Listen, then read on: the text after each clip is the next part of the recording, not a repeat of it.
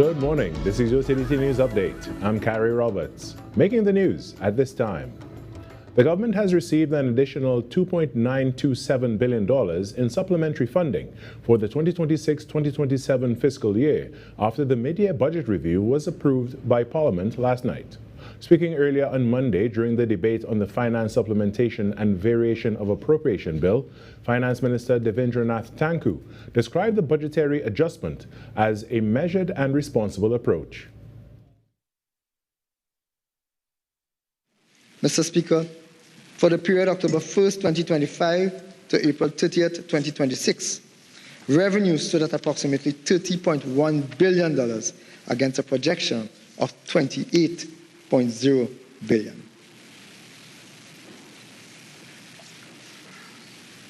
Expenditure stood at approximately $31.8 billion against a projection of $34.5 billion, resulting in an overall fiscal deficit of approximately $1.7 billion. The Finance Minister noted that the supplementary expenditure will be financed through a combination of domestic and external borrowing.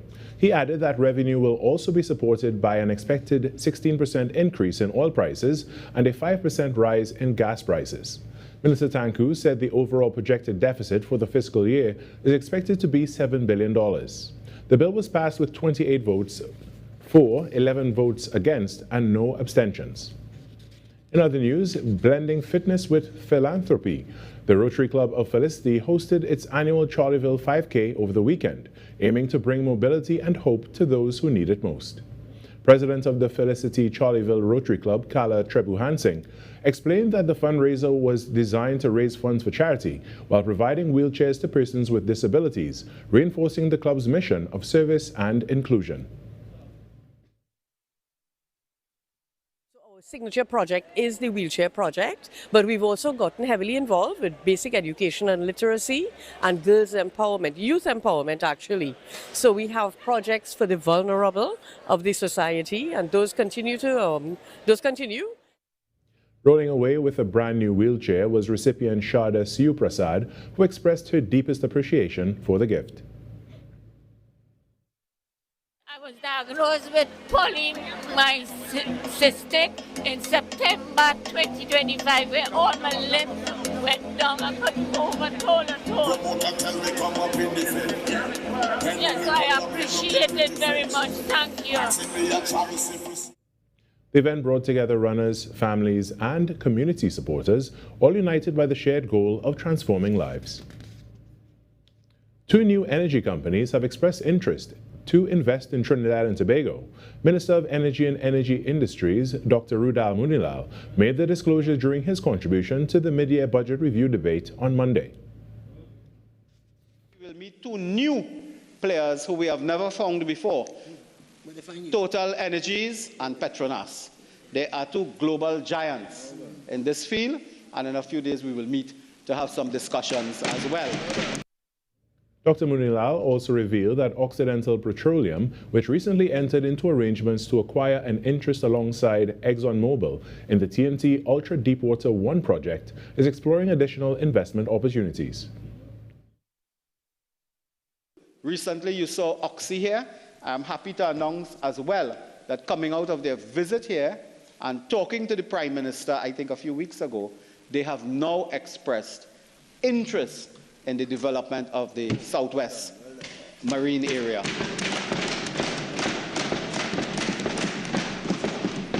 And those discussions will continue. The Energy Minister said this growing investor interest signals continued confidence in Trinidad and Tobago's energy sector. And now for some sport. The country's men's sprint cycling team at the 2025 Junior Pan American Games in Paraguay has been officially upgraded from bronze to silver. The change follows the disqualification of the runners-up, Colombia, after an anti-doping violation. President of the Trinidad and Tobago Cycling Federation, Rowena Williams, expressed pride in Daniel James, Janali Ned, and Ryan Diabro as Monday's medal upgrade ceremony held at the TNT's Olympic House. So they put in the work. They worked hard to be where they are at this time, and they deserve to be treated with honesty and integrity. And whatever they do, I want to remind them that always do it with honesty and integrity. Oh yes, congratulations to our team. And that's what's making the news this morning. But joining us right now is the host of Trinidad and Tobago Today, Virmala Balkaran. Good morning, Virmala. Good morning, Carrie. Happy Tuesday. Yeah, it's only Tuesday. It's only Tuesday, but it is a short week. It is. So that means we are almost, you're almost there. This is like the Wednesday of This the is week. like the Wednesday. Exactly. I was going to say that. I'm happy about that. How do you feel today about that? I feel good. I feel very good. I mean, like, I don't know what I will do with my newfound freedom on Friday of having a holiday because I'm so accustomed to having Please do not work to jinx do. it. You're about to get an assignment. I can just feel it. Do not jinx it. No, I'll do the assignment on Thursday. That way I could keep Friday free. All right. Well, And I'll Carrie, probably just go before on a we hike go, Friday anyway. I have to tell you that today is World Fresh Veggies Day. So it's just a reminder to get your veggies in, to all the parents out there. Sure to include some nice. sort of vegetable in your child's lunch if you can. So I and that shouldn't will get go a greasy long way. pies this morning then. I should You know what? Today is get not the some day. steamed broccoli or something. Today is not the day for the greasy pies. You can take a break from it. All right, Carrie, I'll talk to you soon on the show. So much to look forward to. All right, always a lot to look forward to on your show. Thanks so much, Virmala. You're welcome. All right, when we come back, the Trinidad and Tobago Today morning show gets going right after this short break. Every client deserves expertise, integrity, and guidance they can trust. At Camino Realty International, we deliver integrated real estate solutions, sales, rentals, property management, and project development. Driven by excellence, transparency, and innovation, we protect value, create opportunity, and build lasting success. Because real estate isn't just about buildings. For more information on our services, log on to CaminoRealty.com or follow us on social media at Camino Realty TT. Camino Realty International, elevating lives one property at a time. Being connected, it means a lot because, first of all, you can't do this by yourself. When you have your phone, you always have somebody at your side. I could call for help, anything going on, I'm giving children the opportunity to experience outside of their neighborhood. Digital is kind of a comfort, you feel good that people in your lives are always able to be contacted. I was with the other network and I was having problems, so I joined Digicel and I never regretted it.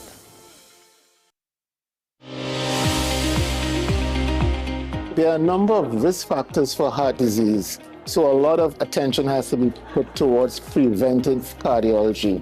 What can we do to reduce the burden due to all these risk factors? Hypertension, diabetes, cholesterol, need to stop cigarette smoking, you gotta get people exercising.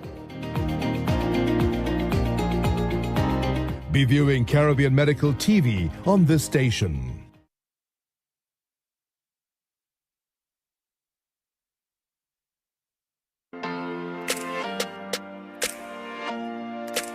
Hi everybody, I am Leah. And I'm Dion. And we are The Duncans. Listen, we're here to tell you about a project the Lord has given to us called the Marriage Confessional. It is geared toward married couples, those that are on the road to marriage, and those that want to get married one day. So join us on TTT and on Facebook and YouTube at TTT Live Online. The Marriage Confessional, only on TTT.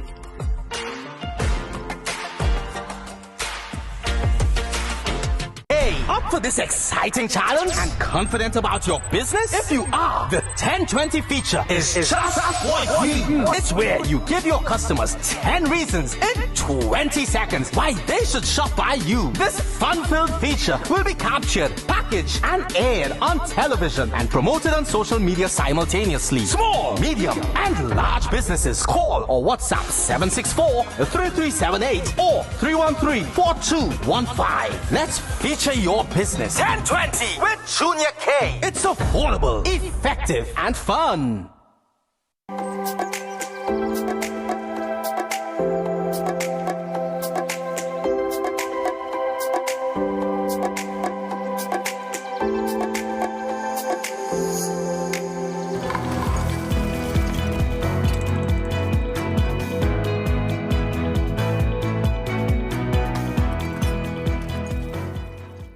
Tuesday, 16th June 2026. The time now, it is 6:10 a.m. Good morning, Trinidad and Tobago and the world. I'm Virmala Balkaran, and welcome to Trinidad and Tobago Today. You know the drill. Let's take a look now at what's specifically trending this morning. Now, during his mid-year budget review presentation last evening, Finance Minister Devendranath Tanku assured public sector workers that long-awaited salary relief is on the way, but said the actual funding will only be reflected in the 2026-2027 budget as government moves to manage negotiations and wider fiscal pressures. He also reported that the fiscal deficit has been reduced to 4% of GDP, down from 5.8%, supported by stronger than expected revenue collection and, of course, higher energy prices. Let's take a listen.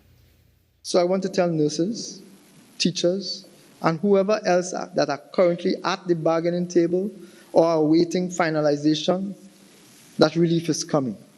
I am reliably informed that tabulation and quantification, the quantification required, Mr. Speaker, should be completed over the next few weeks and perhaps months. And therefore, appropriate provisions will be made in the budget of fiscal 2027 to meet all obligations settled between now and budget 2027. Yesterday's mid-year budget review also focused heavily on government's wider fiscal performance and spending priorities. The finance minister revealed that nearly $3 billion in supplementary funding is being sought to cover expenditure up to September, with major allocations to health, works and transport, housing and local government. And he also pointed to growth in the Heritage and Stabilization Fund. Well, right now, to help us break down the key announcements from yesterday, we're joined by political scientist Dr. Mukesh Basteo. Good morning, Dr. Basteo.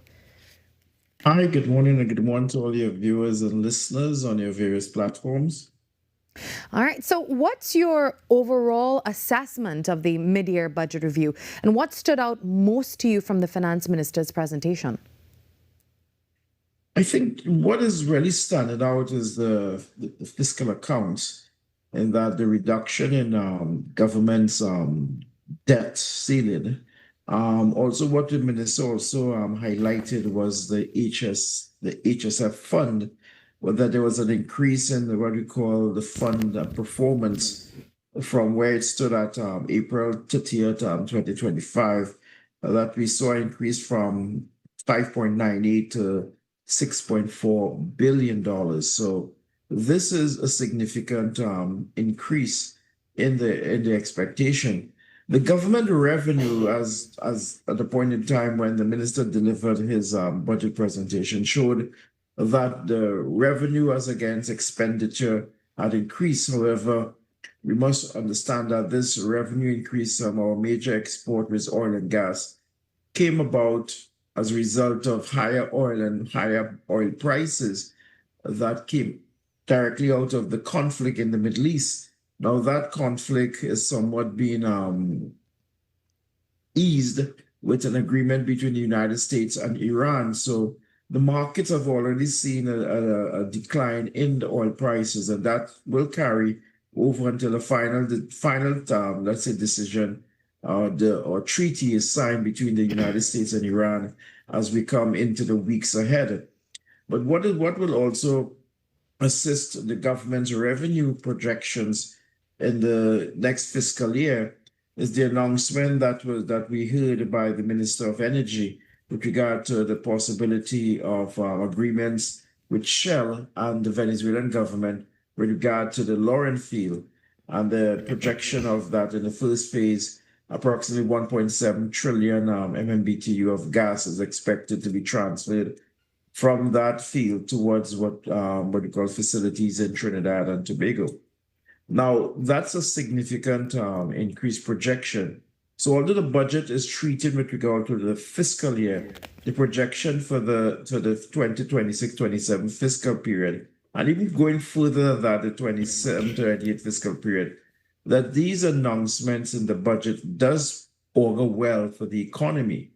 Now, you would notice that also the minister also announced that the projection for the fiscal deficit for this fiscal year projected at the end of September 30th, 2026 is a projection of $7 billion. Now, that $7 billion may sound a lot, but it's set against the backdrop of the ministers meeting some of the requirements, especially the negotiations with the various trade unions. Although he would have identified that that those negotiations are still at what we call the table, although we have had what we call statements made by the minister of, for example, a 10% to the PSA and other unions, there seems to be some sort of discussion as to how that 10% and the back pay will be paid. I think from the last we have heard in the last month that the PSA is still negotiating on the projection of payments with cash as against cash with other forms of returns to the PSA workers. But from his indication that the fiscal year 26-27, we're going to see settlements of these things. So these are the issues that are currently in the mid-year review that we look ahead. For the remainder of the fiscal period up until September 30th, 2026, whether or not that fiscal deficit will increase or, let's say, decrease based on revenue projections as against expenditure projection. But as where we stand right now, these are the figures that the minister have actually put forward. So it is something that we need to look at as we go into the second phase, the second half of this fiscal period. So we literally have at least 4 months before the end of the fiscal year. So we need to see whether these figures that are what's presented by the minister actually holds for the period. But a lot of these this information that is presented in the Parliament by the Minister of Finance has to be set against the backdrop of what was the promises that was made, because a significant portion of the supplementary appropriation will go towards meeting those promises that were made to what we call the various trade unions. Significant amount of it goes towards meeting those wage requirements. Now, Dr. Bastow, I want to just zero in on something that you've been talking about, that reduction in the fiscal deficit. What does this mean now for the average citizen looking on this morning? Well, for the average citizen, when we think about it, I think the minister also mentioned the Moody's rating, and that is where we need to actually look at it. In that Moody's rating that moved us from what we call to a stable economic footing is really significant in that the government was being able to actually reduce some of the debt based on payments that are made, moving from a possibility of 5.8, if I remember correctly, from 5.8 to a figure of 4% of GDP. Now, this is a significant reduction, which will also tie into what the Moody's report was saying, that our economic outlook has moved towards what we call steady. Now, this is not to say that we are moving to what we call a balanced process, but by all indication, the country's projection from a political economic standpoint is very stable with the government policy so far. So we have to look at it in the context of what the international rating agencies have actually projected.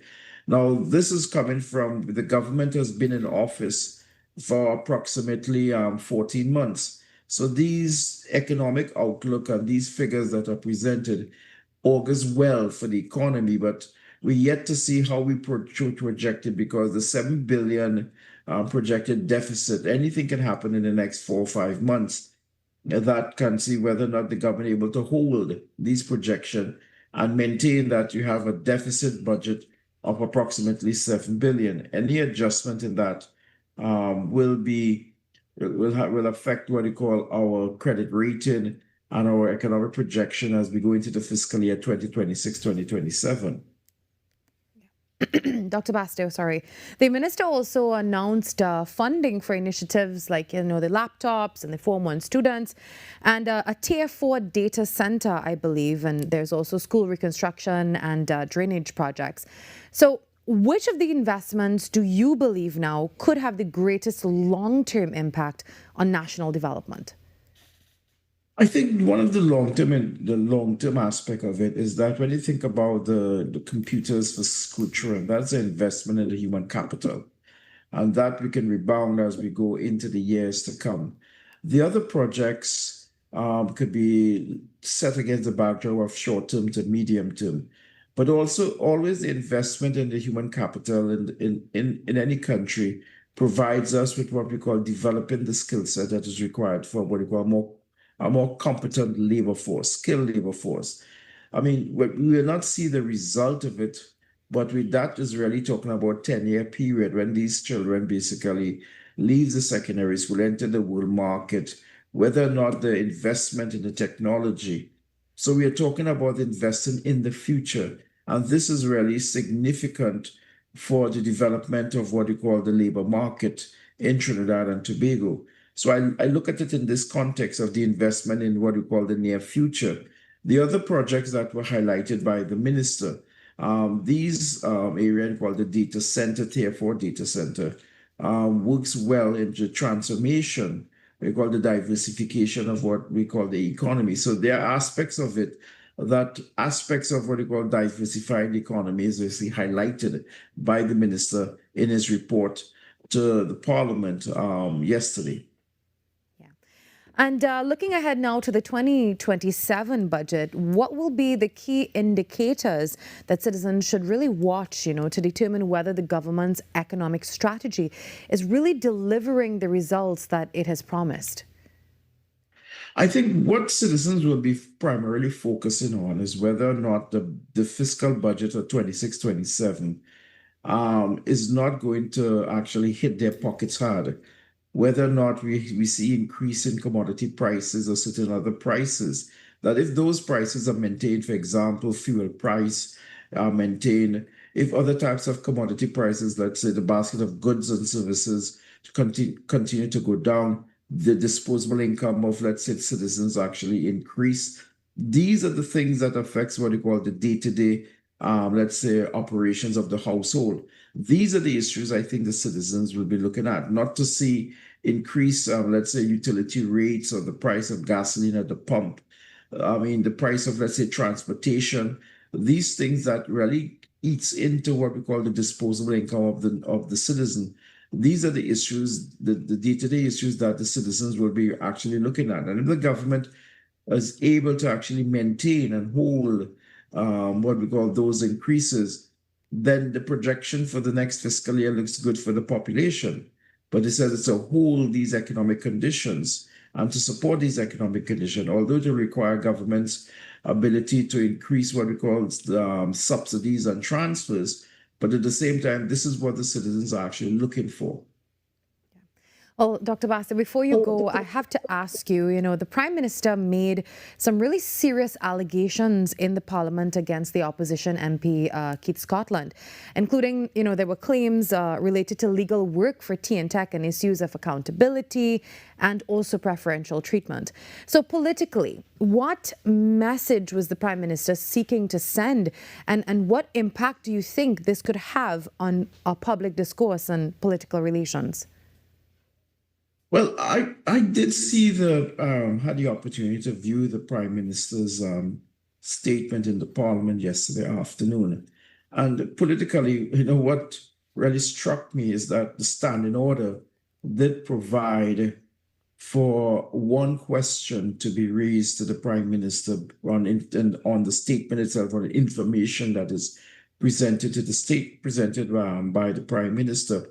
And when the speaker stood up and basically asked the opposition bench that you have the opportunity under the standing orders to ask one question to the Prime Minister, there was an absolute silence on the opposition bench to really challenge her to actually question the information that she presented. And that opportunity was lost in the Parliament. So it is something that is very interesting politically, because within an hour later, we saw statements where interviews were given outside the precinct of the Parliament on the matter itself. So I think that when we look at what the Prime Minister said, she had indicated that she is referring the matter for investigation by the relevant authorities. And she had given a list of what you call institutions that the matter will go to. So this is something that it is a matter that is live, but based on the Prime Minister, and she's referring the matter for investigation. So it is something I think that we await to see how the investigations pan out, whether or not the statement given by MP Scotland on the precinct of the Parliament to the media, how does that augur well? So it is really now is he say, she say. So based on the information, let's see how this information now comes into the public domain and as they say, how the chips fall. Thank you very much, Dr. Mukesh Baster, for joining us this morning, helping us to break down those key announcements from yesterday's mid-year budget review. We'll talk to you soon. Have a good day. Thank you so much. All right. The time now, it is 6:25 on Trinidad and Tobago today. As we continue to promise, the morning starts here, and of course, the truth starts here. So every single day, we debunk everything for you. We break it all down. We provide the analyses that you need to get your morning started. Hope you've been having a great one. If you're streaming us live on YouTube or Facebook, a special good morning to you. We take a break. There's more ahead.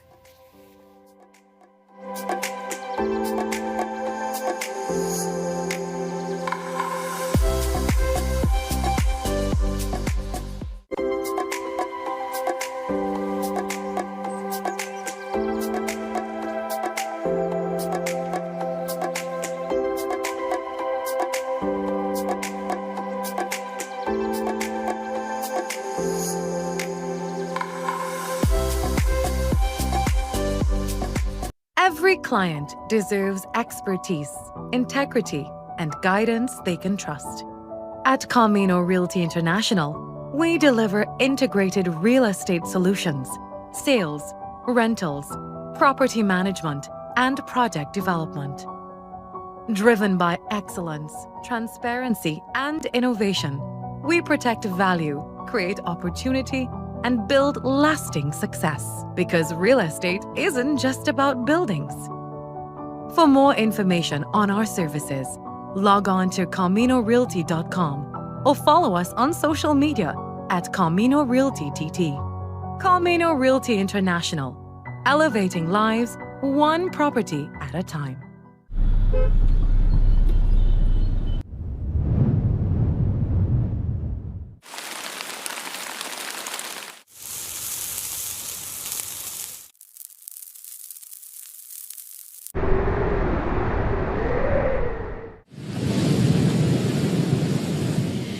Whatever the skies bring, stay prepared with TTT Weather. Committed, accurate, relevant. I'm Renee Sion with another edition of Caribbean Week in Review.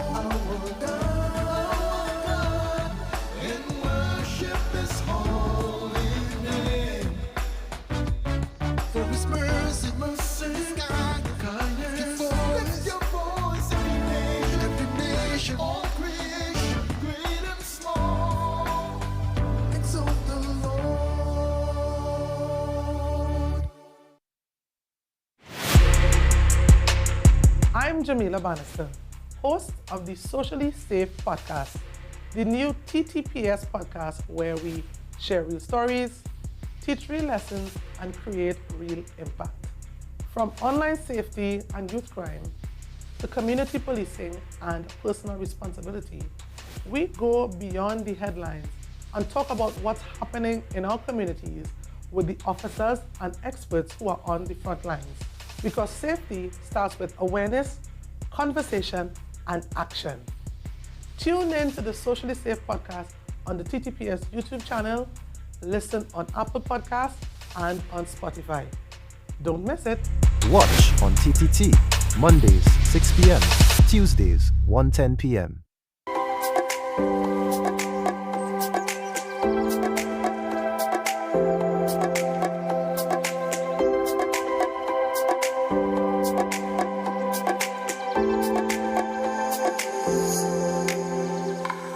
Yesterday, we spoke to the president of the Fire Service's 2nd Division, Kyongai, about the tragic fire in Port of Spain, which left 2 people dead, several others injured, and multiple families and businesses displaced. As the community continues to come to terms with the aftermath, we're joined now by Lennox Smith and Dada Gabriel from the Laventille Outreach for Vertical Enrichment, better known as the Love Party, to discuss support for survivors. And if time permits, maybe I'd really like to touch on some recent public statements made by MP, which have really sparked widespread debate and backlash. Good morning, gentlemen. Well, good morning to you as well, Virmala. Well, it's good for you to be here with us, Lennox. I must say it's good to just take a step away from the studio and join us in this studio. Yes, in a different capacity. That's right. Yeah, okay. Now, gentlemen, 2 people have died and several others have been injured in this fire. So at this stage, what do we know about the number of residents who have been displaced and the immediate situation that they're now facing? Well, it looks as though we are still in the process of counting because there seem to be some extended connections that we did not know in the initial stage, but certainly we are looking at about a dozen persons thereabout might be. Dada, you had information on how many would have been displaced? Our check was about 15 people displaced at this moment. Yeah. And how have they been, finding accommodation and all of that? Do you know? Well, that is a challenge. I did speak, and I want to thank Minister in the Housing Ministry, Philip Alexander, for responding to us almost immediately. In fact, he was on his way to a function in Cuba.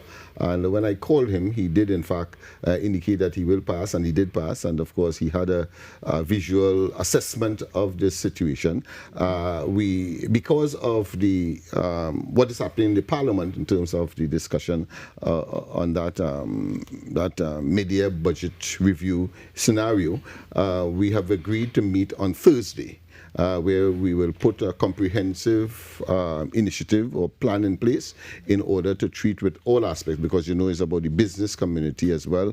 It is about the employees that are connected to the 5 businesses that would have been negatively affected, and then of course those persons who would have lost their shelter as a consequence of that fire. So it's about I think it's 4 million, I believe, in damages. Yeah.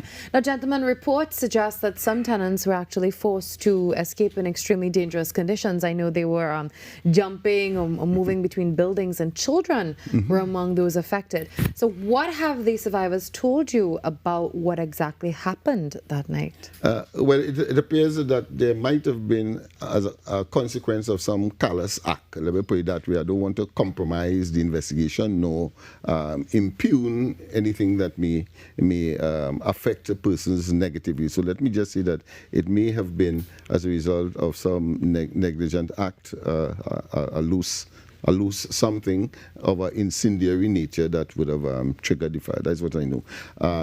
I want to also commend the young people, because very often people in that community, having been subjected to so much negativity, that they rarely would even appreciate the fact that people would see them for their heroic efforts. And I want to say the young men who went and literally took up the gentleman who broke both feet, both legs, and they took him up, and they of course moved him away safely from the inferno, if I call it that.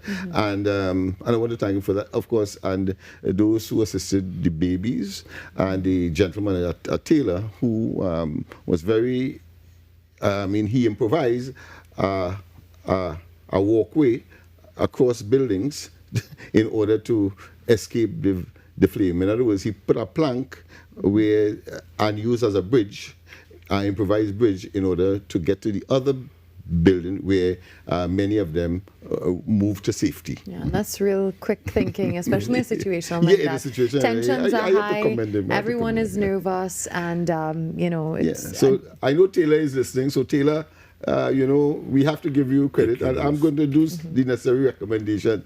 I think you are a hero in your own right, and those young people as well. Now, I know, gentlemen, on the ground floor, there were some small businesses that were also impacted.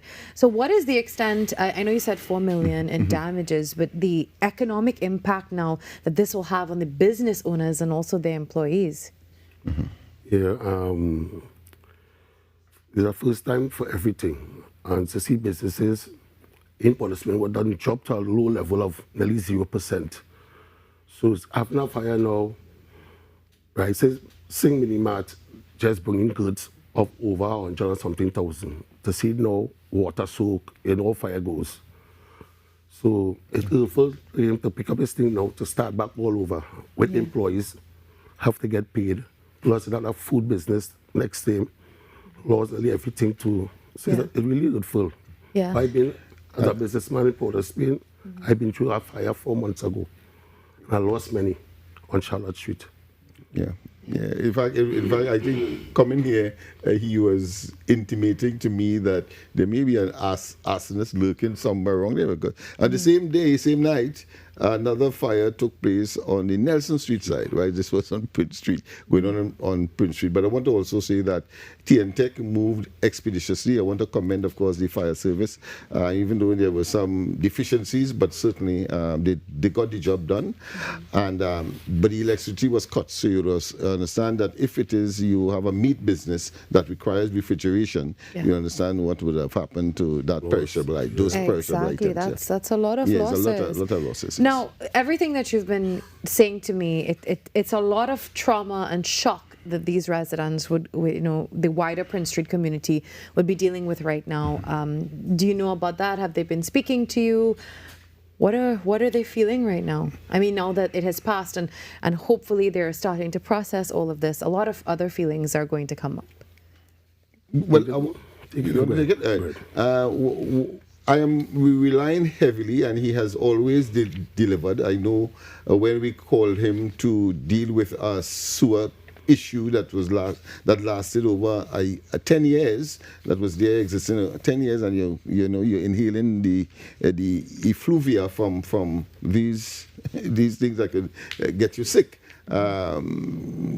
Minister in the Ministry of Housing, Philip Alexander, he responded. Next thing you know, WASA was there with their huge equipment and so on, and that was resolved. So I'm saying that on Thursday when we meet, I expect that something positive will come out of it in terms of all of the affected persons. Dada, my deputy political leader, in fact, of Love, he was sent to India on a scholarship, because that's the kind of things we do. We have what we call a resource center where we look at capacity building, and of course he went there to deal with entrepreneurship. So therefore he monitors the business sector in that immediate and beyond area, and I want to tell you that he has had sleepless nights because people are just calling his phone as the business representative of the party, let me put it that way, and of the community. And I think and here I want to thank the Indian High Commission for providing that scholarship to him to go to India to absorb and to inculcate the whole question of entrepreneurship, which of course he has been replicating in the East Port of Spain community. But of course the challenge is that businesses are closing down in spite of that, and then this of course tragedy certainly compounds the problem. Yeah. Well, gentlemen, I know we're having this community-centered conversation this morning, so I want to switch gears just a little bit, because I know I have you for a few more minutes, Lance. I know you have to go. Very busy man indeed. Yes. So, some comments were made recently at a PNM public meeting, and it was by the MP for Laventille West, Kareem Marcel, and they have really sparked some widespread backlash. Yes. I know you know about that, and you've been having that discussion on Talk City as well. There are accusations that were a little bit racially divisive, I would say, and targeted at specific communities. Now, how do you assess the impact of statements like this? What do they do to the community? And as a young politician, what message would you say to him about his political responsibility as well? Well, yes. Well, let me take the first one first. The first area, which of course is the impact on the community. I want to say categorically, and I know that I'm speaking for right thinking, and let me repeat that the operating word is right thinking.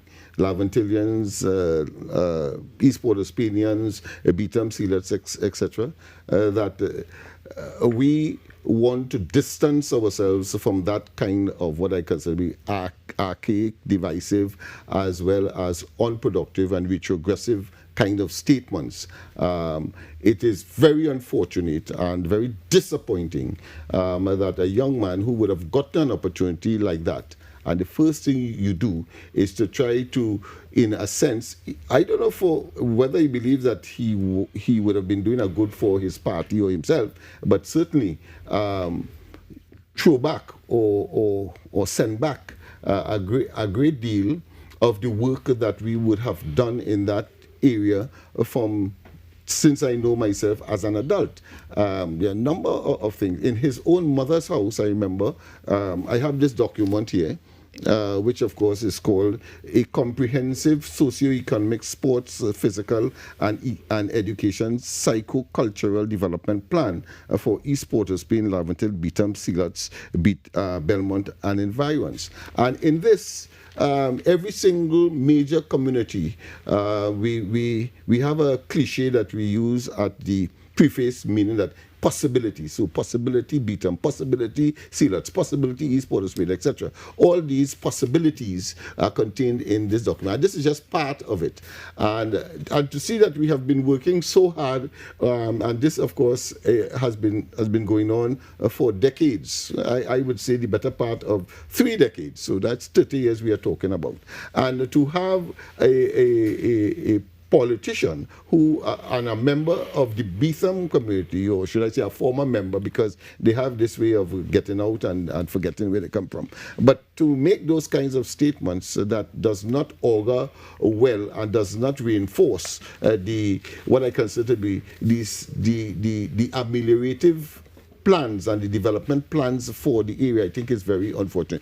We are part of the coalition of interests, present government, and Mr. Dada will tell you that we have gotten nothing, but we continue to work. From the government I'm talking, but we continue to work. Immediately after the government came into office, we set up this resource center right on George Street. We have over 1,000 persons registered for either employment, social assistance, etc., and so on and so forth. So I thought, that young Marcel would have been an addendum to that kind of vision, that kind of possibility, making everybody knows that listen, Laventille, East Port of Spain, Beetham, etc., are ready for the challenges of the 21st century. Yeah. And this is in that context, I thought I thought I would want to come here in order to express my disapprobation, my disappointment, and the fact that all right-thinking Laventillians will certainly distance themselves from those kinds of divisive, racially oriented statements. Yeah. All right. Thank you very much, gentlemen from the Love Party, for joining us, spreading love this morning. Yes. And love in the communities, and we're one big, beautiful, cosmopolitan nation. I hope we continue to remember that. 6:43. That's the time we take a break. We come back with more.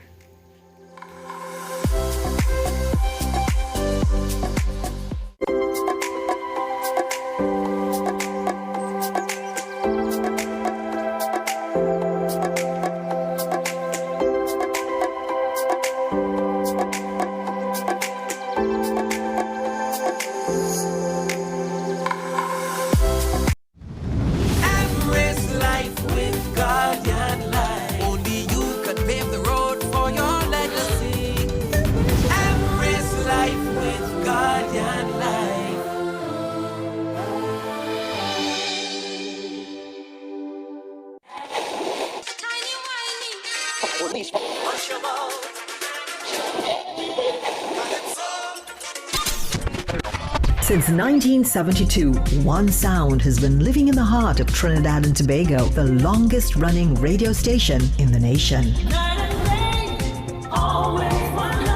We're your holiday soundtrack, whether it's on your day off, long drives, or house lives. We are always sweet.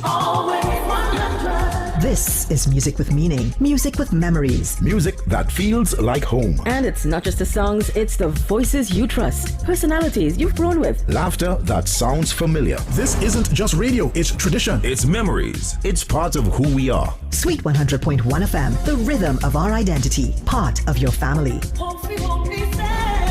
Always 100, guide you on your way. Sweet 100, sweet 100.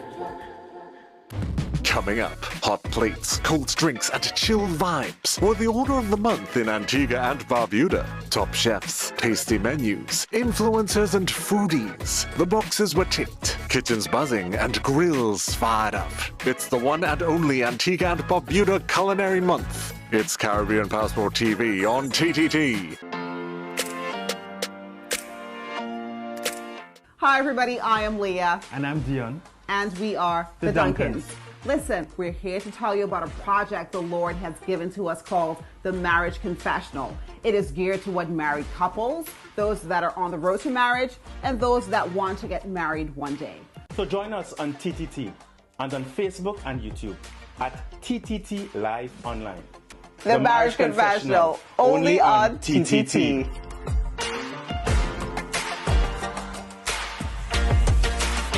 I'm Renee Sion with another edition of Caribbean Week in Review.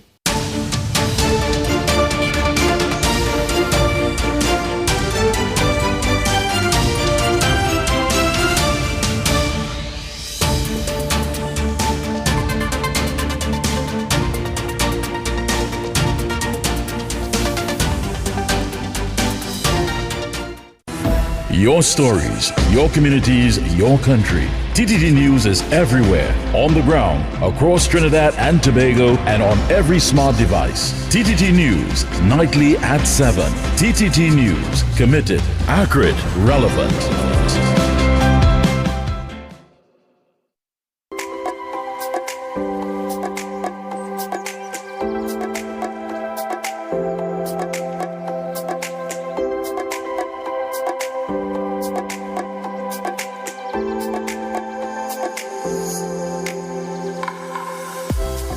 The FIFA World Cup has long been celebrated as the People's Tournament, bringing together fans from every corner of the globe. But this year's tournament has sparked debate over whether the average supporter is being priced out of the experience as ticket costs soar and FIFA faces criticism over its dynamic pricing model.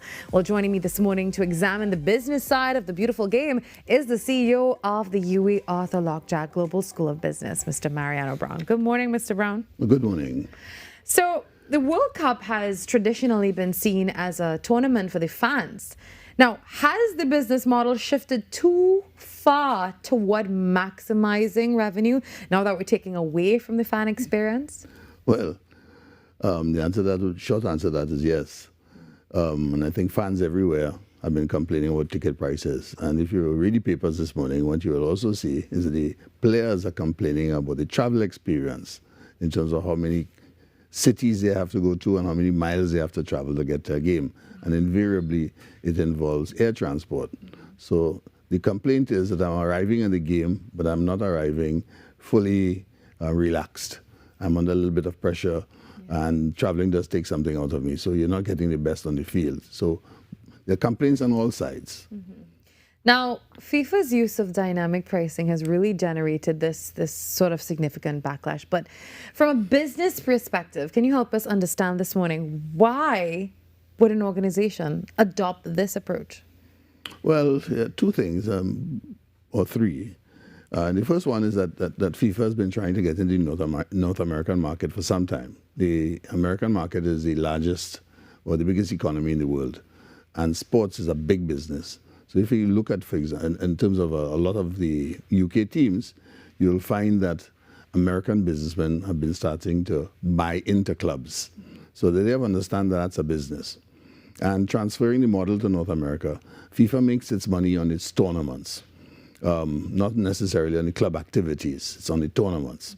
So that this was an opportunity, in a sense, to widen the tournament, as well as to catch up on as much money as possible. Yeah. Now, dynamic pricing is a model which is used in many businesses. So, for example, you would find, well, you see it around carnival time. Prices go up at carnival time. The cost of a fete and different types of fetes, of course, get very expensive. Carnival costumes get very expensive. Airfares get very expensive. Right? So it has to do with peak demand and cashing in on that. You don't keep your prices at the same level when it's peak. Yeah. And the bottom line is price is a way of reducing demand. Yeah. And at the same time maximizing your revenue. Now, to give our viewers a little more insight into this conversation, I do believe we have a video queued up for you now. The FIFA World Cup is so big that it rewires global spending to the tune of billions of dollars. I am Mariano Brown, the CEO of the UWI Arthur L. Jack Global School of Business. The World Cup triggers a tsunami of spending in the global economy, in places far away from where the games are happening. The host nation benefits from an increase in tourism and hospitality spending, as well as new infrastructure developments and capital investments that outlast the World Cup, at least in theory. There's another side to this explosive economic activity. Countries all over the world, not just a host nation, cash in on this spending spree. Now, Mr. Brown, we're talking all about why FIFA would do this, and we totally get that from the business perspective. But now we're risking damaging the fan loyalty to the actual World Cup brand. So at what point does a sporting event become inaccessible now to the average supporter? Well, price is what the market could bear, and that's what FIFA is testing, how the model will stand up. At the end of the day, demand is what we call effective demand. Effective demand is you're being able to buy a ticket. And that's what FIFA is looking for the people who can buy a ticket. So you're looking at corporate buyers and high-income spenders. Everything. But then you're changing the, as we would say, the vibe, the atmosphere, the value of the event, because it's for the supporters, the true supporters sitting, at home and really want to just buy a ticket and go see it for the first time with their parents or their children. Or... Yes, and that's why I'm saying they're catering to the American market. And the American market, the prices for sporting events is considerably different. So, but then again, for example, if you look at the UK, if you were to try to get a game, one of the high-end games in the UK, you're talking about £300 to £400. In some instances, £600, and the highest at the best seats. Now, how much does that translate into a game? That's about, in relative terms for Trinidad and Tobago, it's about $6,000 a ticket. So some people make the effort. They're not necessarily going to sit in the best seat, but they'll get there. And FIFA is taking the position, well, there's a lot of people in the world. Yeah. And there are a lot of Americans. So let's just see how this works. A lot of unsold tickets as well. Yes. So now that's really damaging them, and consumer behavior is very interesting. I actually have a lot of friends who have been paying that $700 US to $1,000 US mark to go to these games, and they're saying great seats for that price because again, nobody else is buying. Well, you have to remember too, in terms of American sporting events, particularly like basketball, for example. You would find that the seat prices, of course, escalate when you get closer to the floor, right? The ringside seats. Now, that's because of the American pricing model. And that's what FIFA is testing. You have to remember, at the end of the day, FIFA is looking after the business of football, right? So it's testing the limits here to see what will happen. In other World Cups, they have had situations where they have had empty venues. Or venues where the tickets haven't sold very well. And FIFA's taking a decision on this particular instance. Well, we'll see how it will happen. But generally speaking, the games, if you look at from a spectator point of view, if you look at the games so far, the attendances look reasonably full. And it has nothing to do with terms of the spectator benefit. That still seems to be going. So FIFA's taking the position. Yeah. Price is what the market will bear.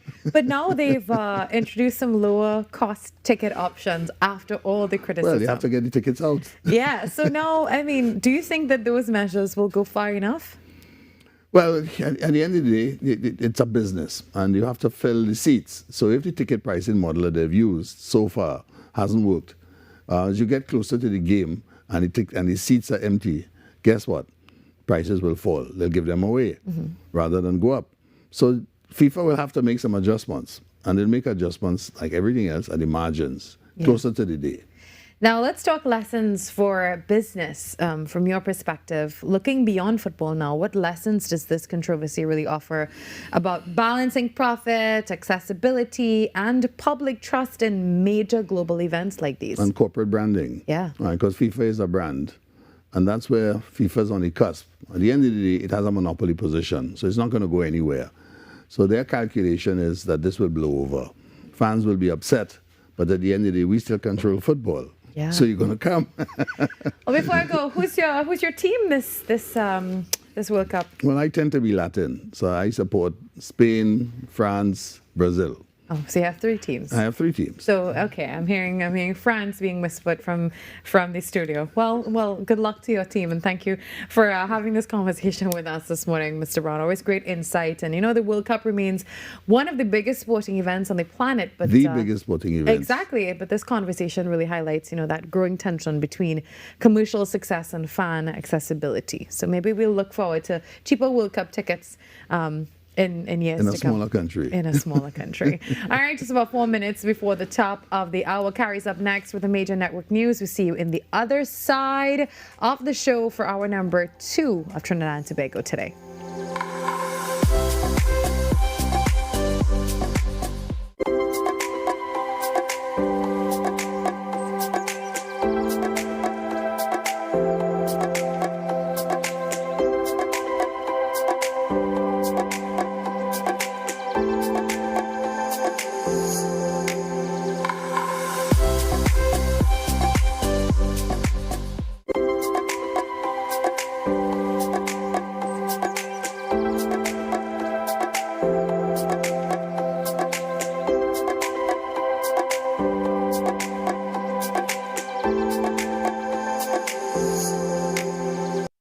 Ready to brighten your space the right way? Don't settle for the ordinary. Step into brilliant. At Trinity Lighting Etc. Limited, we bring you over 20 years of experience in bulbs, specialty lighting, and hard-to-find lighting parts. Not sure what you need? Our knowledgeable team is ready to guide you, whether it's for your home, medical, commercial, marine, or business. We deliver quality you can trust at prices you love.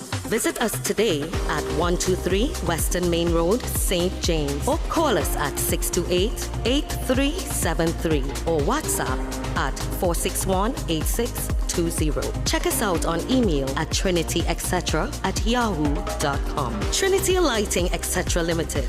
We light up your life. Hey, up for this exciting challenge and confident about your business? If you are, the 1020 feature is just what you need. It's where you give your customers 10 reasons in 20 seconds why they should shop by you. This fun-filled feature will be captured, packaged, and aired on television and promoted on social media simultaneously. Small, medium, and large businesses call or WhatsApp 764-3378 or 313-4215. Let's feature your business. 1020 with Junior K. It's affordable, effective, and fun. Your news, anytime, anywhere. TTT News brings you the facts that matter most, on air and online. TTT News, nightly at 7. TTT News, committed, accurate, relevant.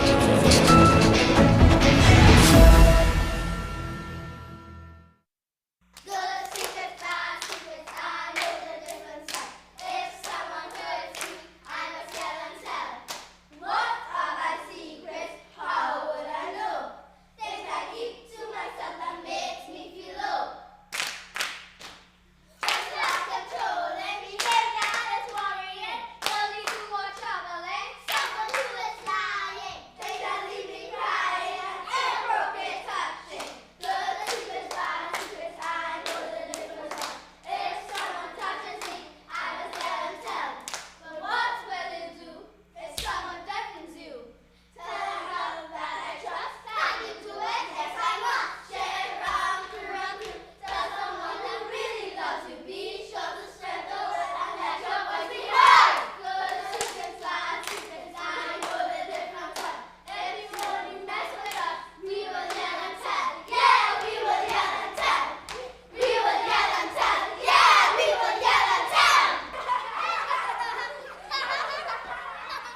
cannabis is one secret you should never keep.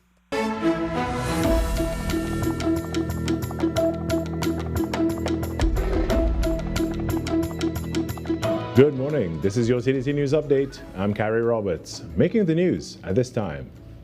Prime Minister Kamla Persaud-Bissessar has ordered legal action against Member of Parliament for Port of Spain South, Keith Scotland, accusing his chambers of fraudulent misrepresentation of TNTech. Speaking in the House of Representatives on Monday, the Prime Minister revealed a manufacturing company racked up over $2.3 million in unpaid electricity arrears over a 5-year period between 2017 and 2022. Opposition MP Keith Scotland's law chambers was contracted by the Trinidad and Tobago Electricity Commission to represent the state entity in a legal claim against the manufacturing company to recover the outstanding sum. However, she claims the company's owner is a P&M financier, and Mr. Scotland did not do everything in his power to ensure the money was recovered, including filing key legal documents. As a result, the Prime Minister announced the matter will be reported to the Trinidad and Tobago Police Service Fraud Squad and the Anti-Corruption Bureau for investigation, while TNTech will pursue civil action. Fraudulent misrepresentation, professional negligence, and breach of contract. I have also directed that consideration be given to making a formal complaint to the Disciplinary Committee of the Law Association for breach of the Code of Conduct pursuant to the Legal Profession Act. Mrs. Persaud-Bissessar also read into the parliamentary record a list of high-ranking officials who she claims were placed on TNTech's elite secret protected list to ensure they were shielded from electricity disconnections despite any non-payment. In other news, the government has received an additional $2.927 billion in supplementary funding for the 2026-2027 fiscal year after the mid-year budget review was approved by Parliament last night. Speaking earlier on Monday during the debate on the Finance Supplementation and Variation Appropriation Bill, Finance Minister Devendranath Tanku described the budgetary adjustment as a measured and responsible approach. Mr. Speaker, for the period October 1st, 2025 to April 30th, 2026, revenue stood at approximately $30.1 billion against a projection of $28.0 billion.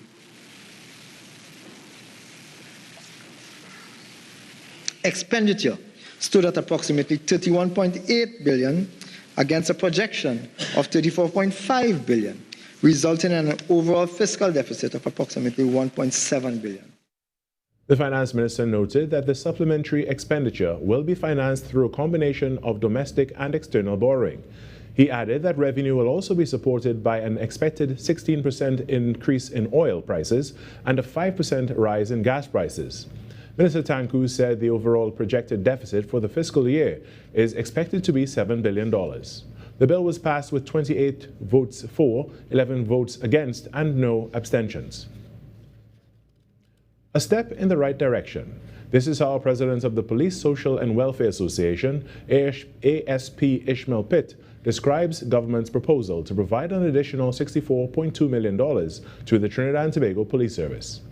During Monday's debate on the mid-year budget review, Finance Minister Devendranath Tanku revealed how the money will be spent. $64.2 million to purchase much-needed uniforms, rent for properties, rental of vehicles, meals for officers working during Carnival, for prisoners at various holding units, repairs and maintenance of buildings, gratuity payments, and IT subscriptions and software maintenance. In response, President of the Police, Social and Welfare Association, Ishmael Pitt, says the proposed additional funding is crucial for the effective functioning of the TTPS. Well, that is excellent. It is a step in the right direction. You see, we have always indicated that in order for the police service to function at optimum, we must be appropriately resourced. So we are very, very encouraged by the gesture in terms of they providing the necessary in order that these different areas within the organization, the issues are addressed. In sport now, there was supposed to be a doubleheader at the police barracks in St. James on Sunday, featuring police women and AC Port of Spain women. Police women were there for the 6 p.m. kickoff in the Wolf fixture, but there was no AC Port of Spain. It is understood that a meeting held over the last few days resulted in the departure of some personnel. There were a few eyebrows raised a month ago with the sudden absence of national midfielder Asher James, who has since moved on. AC Port of Spain are atop the standings and are the favourites to lift the Trinidad Conference title. This could now be in jeopardy. And that's what's making the news at this time. When we come back, it's hour number 2 of Trinidad and Tobago Today. Being connected, it means a lot because, first of all, you can't do this by yourself. When you have your phone, you always have somebody at your side. I could call for help, anything going like, you know. You know, I'm giving children the opportunity to experience outside of their neighborhood. Digital is kind of a comfort, you know, you feel good that people in your lives are always able to be contacted. I was with the other network and I was having problems, so I joined Digicel and I never regretted it. I'm Jamila Bannister, host of the Socially Safe podcast, the new TTPS podcast where we share real stories, teach real lessons, and create real impact. From online safety and youth crime to community policing and personal responsibility, we go beyond the headlines and talk about what's happening in our communities with the officers and experts who are on the front lines. Because safety starts with awareness, conversation, and action. Tune in to the Socially Safe podcast on the TTPS YouTube channel, listen on Apple Podcasts and on Spotify. Don't miss it. Watch on TTT, Mondays 6 p.m., Tuesdays 1:10 p.m.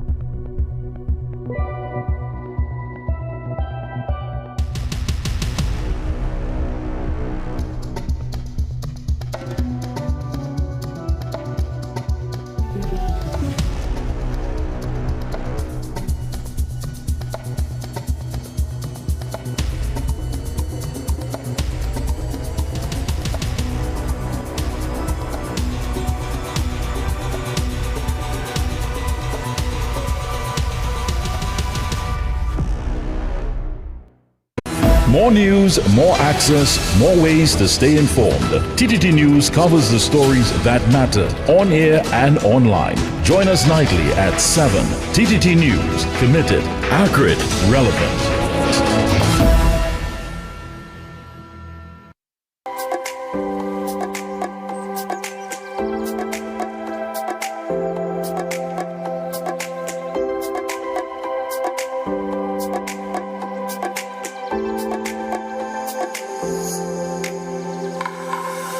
Welcome back to Trinidad and Tobago Today on TTT. A special good morning to you if you're just tuning in. How's the traffic for you? We're hearing that it may be a little bit stickier than usual this morning, and hopefully it's going to be a nice day with the weather. Yesterday was a really rainy one, and hopefully today will be nice and sunshiny, if that's what you want, of course. Well, moving on with the show this morning, artificial intelligence is rapidly changing the way we communicate, consume information, even create content, and engage with the world around us. As these technologies become more integrated into everyday life, important conversations are emerging about the opportunities, the challenges, and the responsibilities that come with them.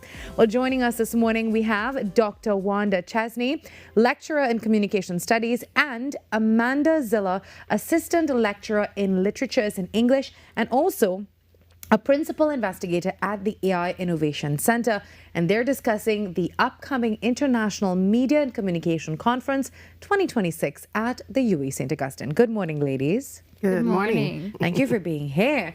A very big conversation these days, just the digital world and AI, and we can never talk enough about this.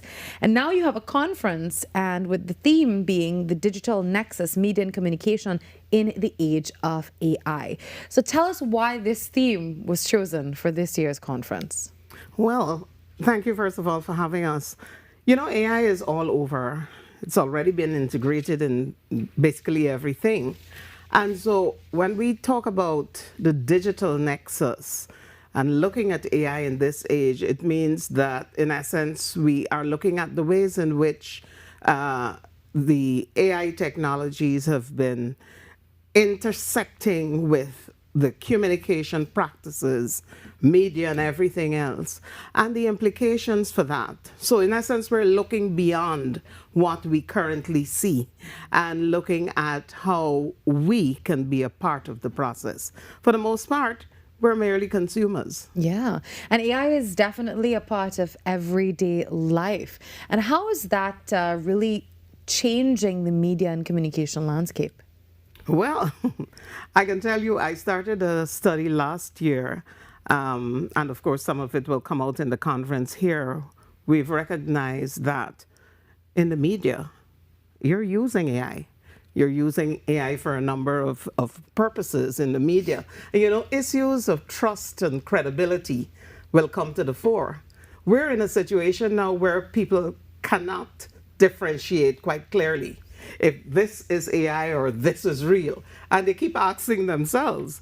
Now, you can tell the implications for that, for media, because if you're not a trusted source, then your credibility is out, you know? So there are tremendous implications when we look at how media, legacy media, and of course social media and or citizen journalists are using AI. There are tremendous implications. Of course, there are also opportunities, all right? So it's not like we're against the use of AI, but there must be some ethical use of AI.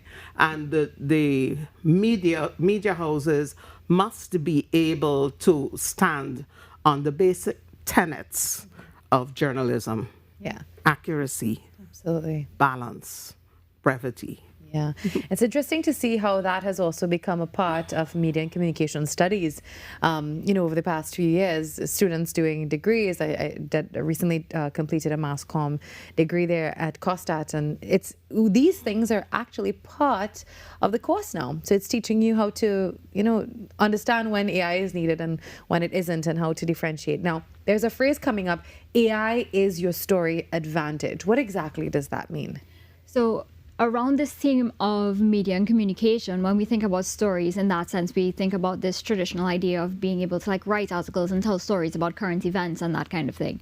But in a broader context, it invites us to look at AI technologies not just as something that is able to generate long-form text in its most common and openly available usage, but also in its existence as a media format in and of itself, to be able to refine the ways that we already tell stories. It's really interesting. Now, there is excitement about AI, but there are also concerns, as we spoke about before. What are some of the biggest issues that really need to be addressed? Some of these issues will pertain to the ethics, the ethical use of AI, fake stories, deep fakes, persons becoming heavily dependent on AI. Of course, within the education sector, you have a situation now where it's inhibiting creativity and thinking, because everyone can use generative AI with a prompt. You just get on there, you type your whatever is your question, and then you get it. In fact, for us teaching now, when we think in terms of assessments, we're moving away from essays because everybody is practically just going to get their essay out of AI. Yeah. So there are those concerns. Of course, ethical use, when you think in terms of the data that is being put into these systems, when you put your information there, there are issues of intellectual property rights. There are issues pertaining to data sovereignty. Who owns what? You know, and those are serious issues because as it is, we are not creating, we don't have a stake in terms of how AI was designed, which is something that we need to do. We need to get on board with that. And those are some of the issues we're going to be addressing in the conference. Yeah, and it's rapidly evolving as well. I mean, you know, we had an expert come on the show once and he said he can make, or he knows that it exists, the opportunity exists to create something that can look like me presenting this show and react just like me. I said, but you know, there are still little things that you can actually see, little markers that, you know, it's not real. He said in a very short time, that's going to all change and it's going to be absolutely seamless. So that is very scary, really very scary. Now, ladies, let's talk about this conference. And what can we expect from all of this? We've been having a conversation about AI, but how will that be addressed in this conference? And it's happening, I believe it's 2 days. Yeah. So yes, it's the 24th and the 25th June, just next week. And, you know, we've targeted a range of sectors. So persons in corporate communication, media practitioners, public relations practitioners, social media influencers, educators, just about everyone. And so what this is bringing is a Caribbean face. For the most part, we've been reading what's been happening, you know, in North America, in England, in Canada. But no one is really addressing what is happening here in the Caribbean. And so we have persons from all over the Caribbean who will be presenting various papers. We have early researchers, we have seasoned academics. And so they'll be engaging with a range of issues. There are roundtable discussions, there are panels, there are spotlight speakers, and we have experts that will be dealing with some of the contested issues. So it really promises to be exciting. Yeah. And how can we be a part of this conference? Persons can feel free to register using the links that we have available online. Some are available through our department's Instagram page. And they can also go directly to various websites surrounding UWI as well. And yeah, they could feel free to register. And we have both virtual and in-person engagement opportunities. A person should definitely reach out, and there's no limitation to where you are to be able to access the information. Yeah, we also have that information on the screen for you now. That's the email, and of course there's a number as well that you can contact. It takes place on June 24th to the 25th. Well, thank you, ladies, for joining us this morning, talking all about that conference, the International Media and Communication Conference 2026. Any closing words before we go? Well, the conversation in terms of us getting on board has started already, but you can be a part of it by being at that conference. You can dictate how together we shape our future in the Caribbean so that we move from just being consumers to actually having a real stake where we develop, where we create, and where we become responsible for how we use AI. Thank you very much. We wish you every success with the conference. The time, it is 18 minutes after 7 o'clock. As I said before, I hope you're having a good morning. The traffic seems to be a little bit bad today. Feel free to send us an email at tttoday@ttt.co.tt if you want to be a part of the show, if you want to contribute anything, maybe a press release, maybe a story that you want us to cover, anything that you want to say to us, send us an email. Again, that's tttoday@ttt.co.tt. And of course, everything that you see here, you can see it at TTT Live Online.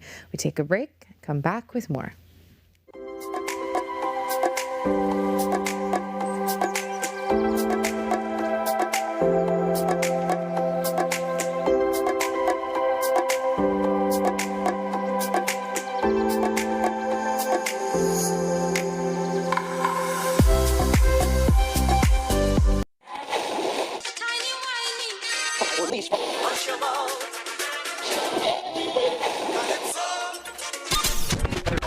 Since 1972, one sound has been living in the heart of Trinidad and Tobago, the longest running radio station in the nation. We're your holiday soundtrack, whether it's on your day off, long drives, or house lives. We are always sweet. This is music with meaning, music with memories. Music that feels like home. And it's not just the songs, it's the voices you trust, personalities you've grown with. Laughter that sounds familiar. This isn't just radio, it's tradition. It's memories. It's part of who we are. Sweet 100.1 FM, the rhythm of our identity, part of your family. Always 100, guide you on your way. Sweet 100, sweet 100. The plays that shake the arenas. The stories that move a nation. From football to cricket, track to tennis, every win, every rivalry, every headline. This is where Trinidad and Tobago come for sports. TTT Sports with Nasira Mohammed, daily at 7 p.m.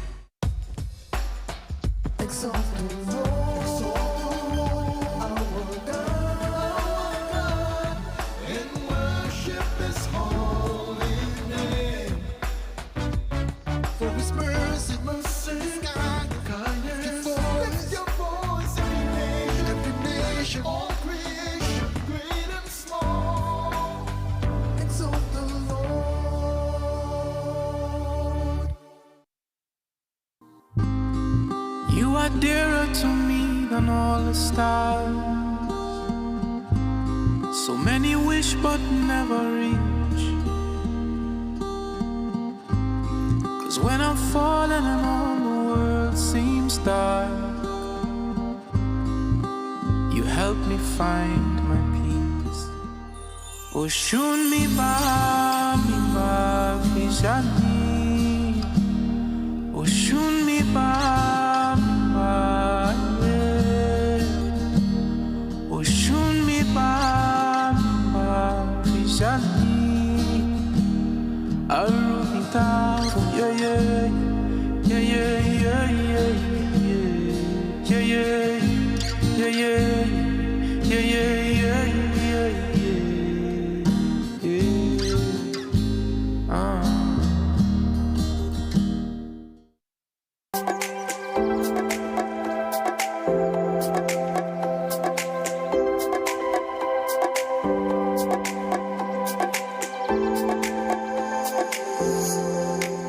You seen him? It's insane to me how we claim to be better with lettuce, salt, and black pepper season. I Eden, whatever you deem worth reading. Use Eve, because even after your hand pick what was read, you indeed leave everyone leaving your lines. Malnourished, marasmy, and sick. If I had to pick between your poetry and my butt, guess what I would have picked? But this year I have a clear-cut issue.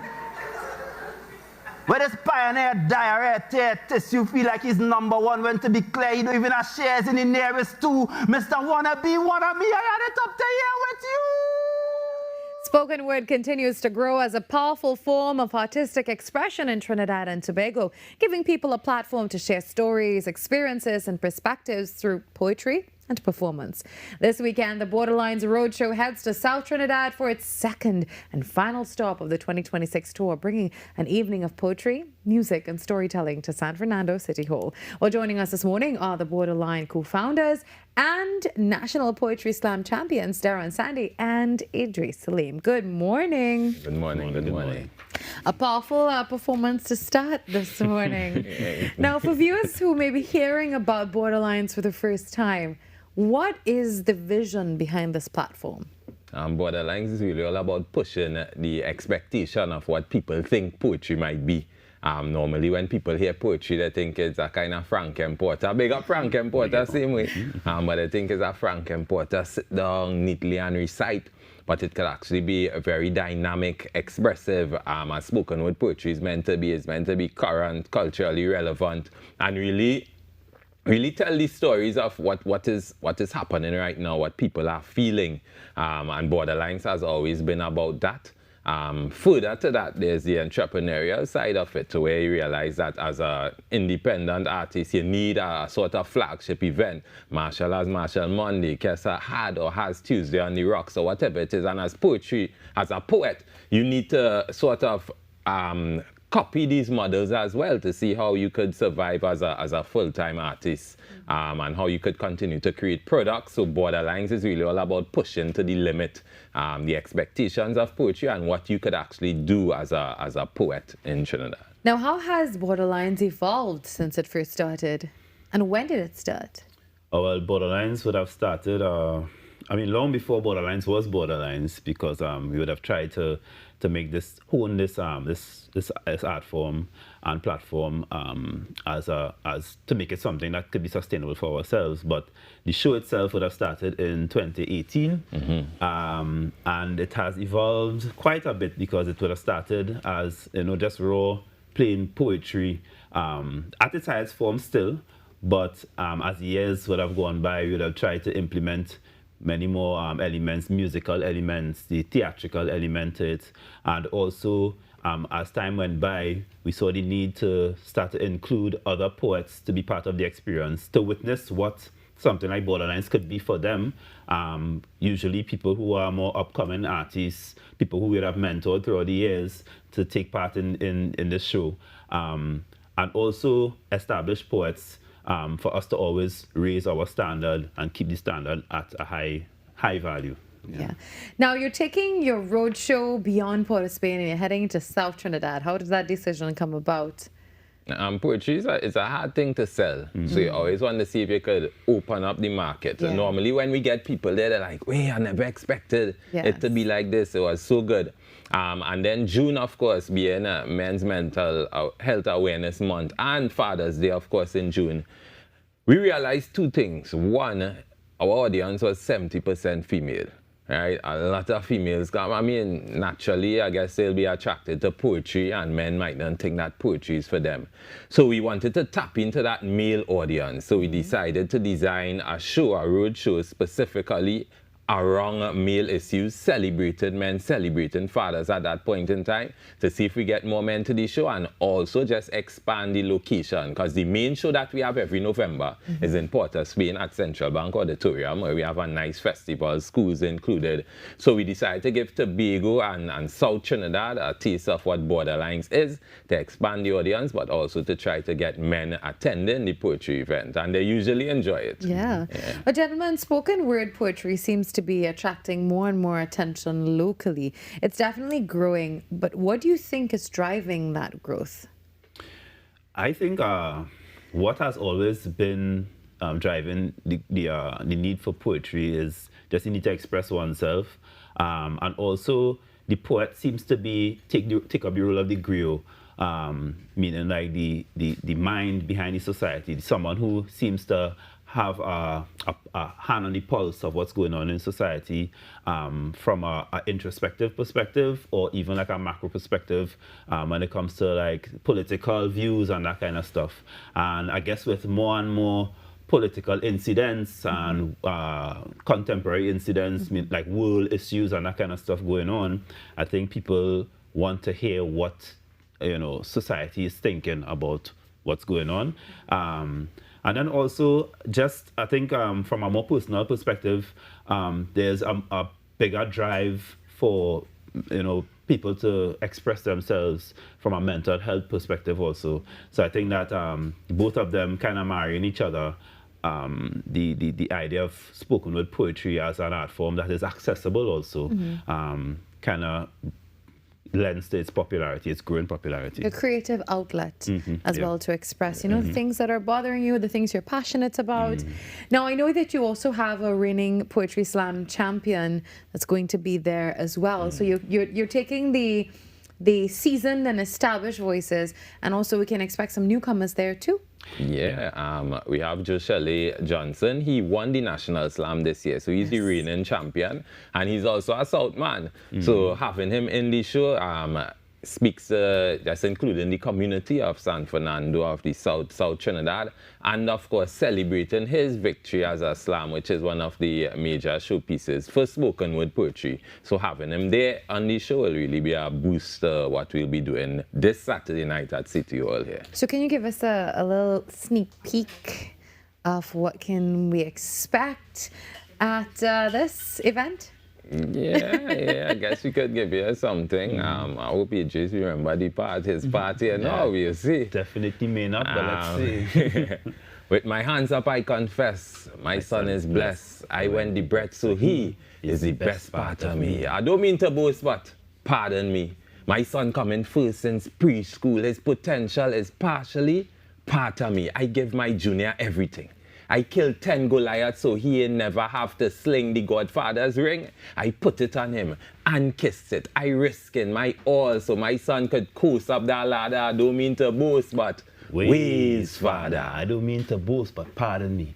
My son, he get the very best part of me, the part marked fatherly. My past was cast with my father's blasphemy. I know it is to be marked with past dark remarks, so I give my son whatever he asks of me. Football, name the tugs. Swimming, name the club. Whatever I take to enrich my boy brain, because a son on the straight and narrow is what I rather. I don't mean to brag, but ways, Father. Ways, Father. Wow.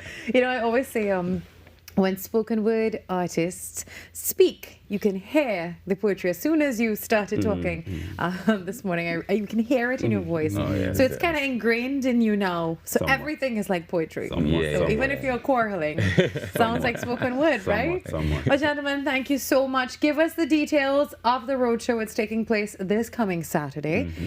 If people want to attend, how can they do that? All right, this Saturday, City Hall, San Fernando, we start at 7. You could get your tickets at carrytickets.com. That's carry as in Caribbean, CARI tickets.com. There's also a number there to call on the screen. You could call it. You could message us on Facebook, Instagram, TikTok, LinkedIn, email, anywhere there on Sandy Poet. Yes, and a smoke signal will find you.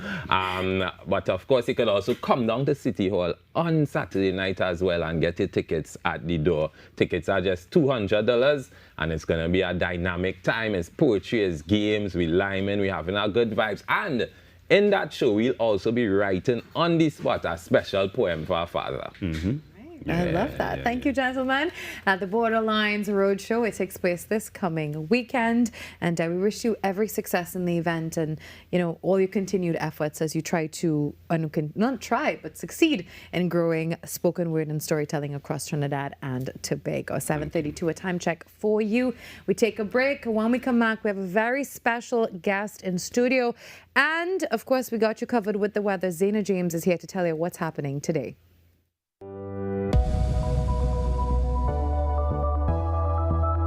I'm Zena James with your weather update.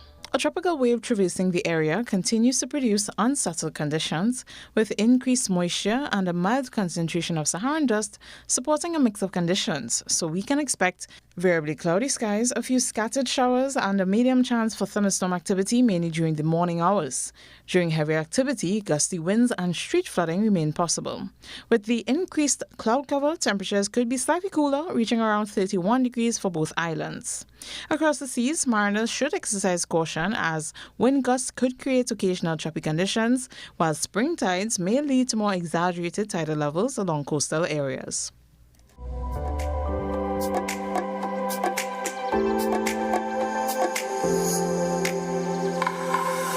Every client deserves expertise, integrity, and guidance they can trust.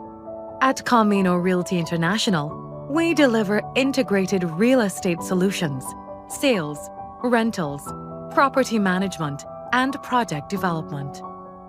Driven by excellence, transparency, and innovation, we protect value, create opportunity, and build lasting success. Because real estate isn't just about buildings. For more information on our services, log on to CaminoRealty.com or follow us on social media at Camino Realty TT. Camino Realty International, elevating lives one property at a time. Celebrating 5 years this October, Tobago Carnival is calling. Tobago Carnival is calling. The Tobago House of Assembly presents The Awakening. Relive the launch of Tobago Carnival, Saturday, June 20th at 8:35 p.m. Watch on TTT and stream live on Facebook and YouTube. Experience the excitement, experience the energy, experience the culture. This is Tobago Carnival, The Awakening. Tobago Carnival, the launch, Saturday, June 20th, exclusively on TTT, the official national media partner for Tobago Carnival 2026. Now I see the struggle through our pride, and I see the passion in our eyes. It's a culture that could never be replaced. No. If it matters to you, it matters to us. We report the news, real stories in real time. TTT News, nightly at 7. TTT News, committed, accurate, relevant.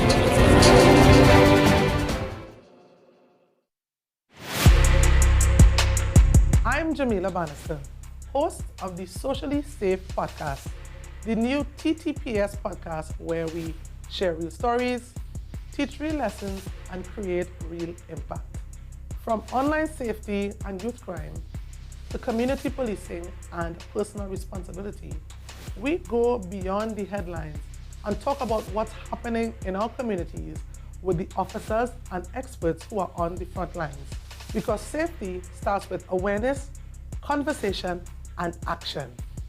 Tune in to the Socially Safe podcast on the TTPS YouTube channel, listen on Apple Podcasts and on Spotify. Don't miss it. Watch on TTT, Mondays 6 p.m., Tuesdays 1:10 p.m.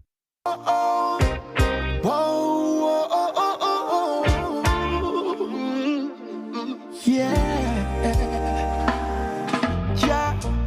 life's been feeling heavy lately. Some days I'm unsure how to feel. We had everything, I'm grateful. Yet somehow it all feels unreal. Wishing for some things I never noticed.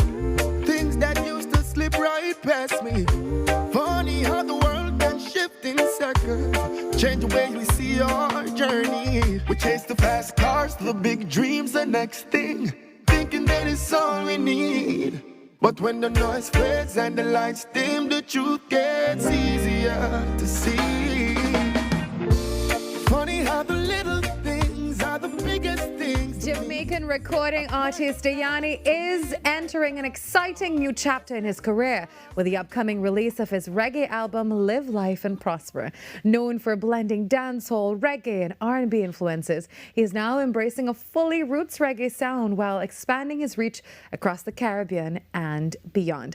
Well, joining us this morning is Diani. Good morning. Morning. Thank you for being here. Thanks for having me. It means as a well. lot that you're spending some time with us on Trinidad and Tobago today. Definitely an honor to have you. Long overdue. Yeah, and congratulations on all your success. You are a mega artist at this point. You're from St. Catherine, right? Yeah, Spanish Town. Spanish Town, yeah, man. Yeah. Spanish Town, St. Catherine. And you were born in Jamaica. How long did you leave after you were born? Did you leave Jamaica? No, I'm still there. I'm still residing in Jamaica. Yeah, man. Just working. Been traveling a lot because of the music, promoting, expanding, and just increasing the brand itself.